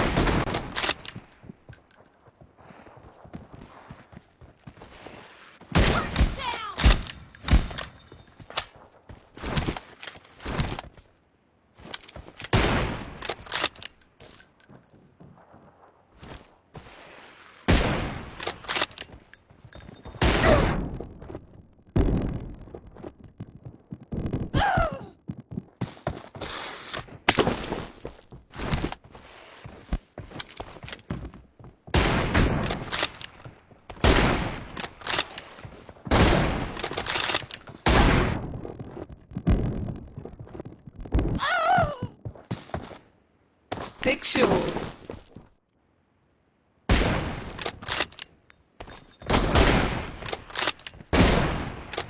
The blue team doesn't have a lot of time left. The red team is in the lead.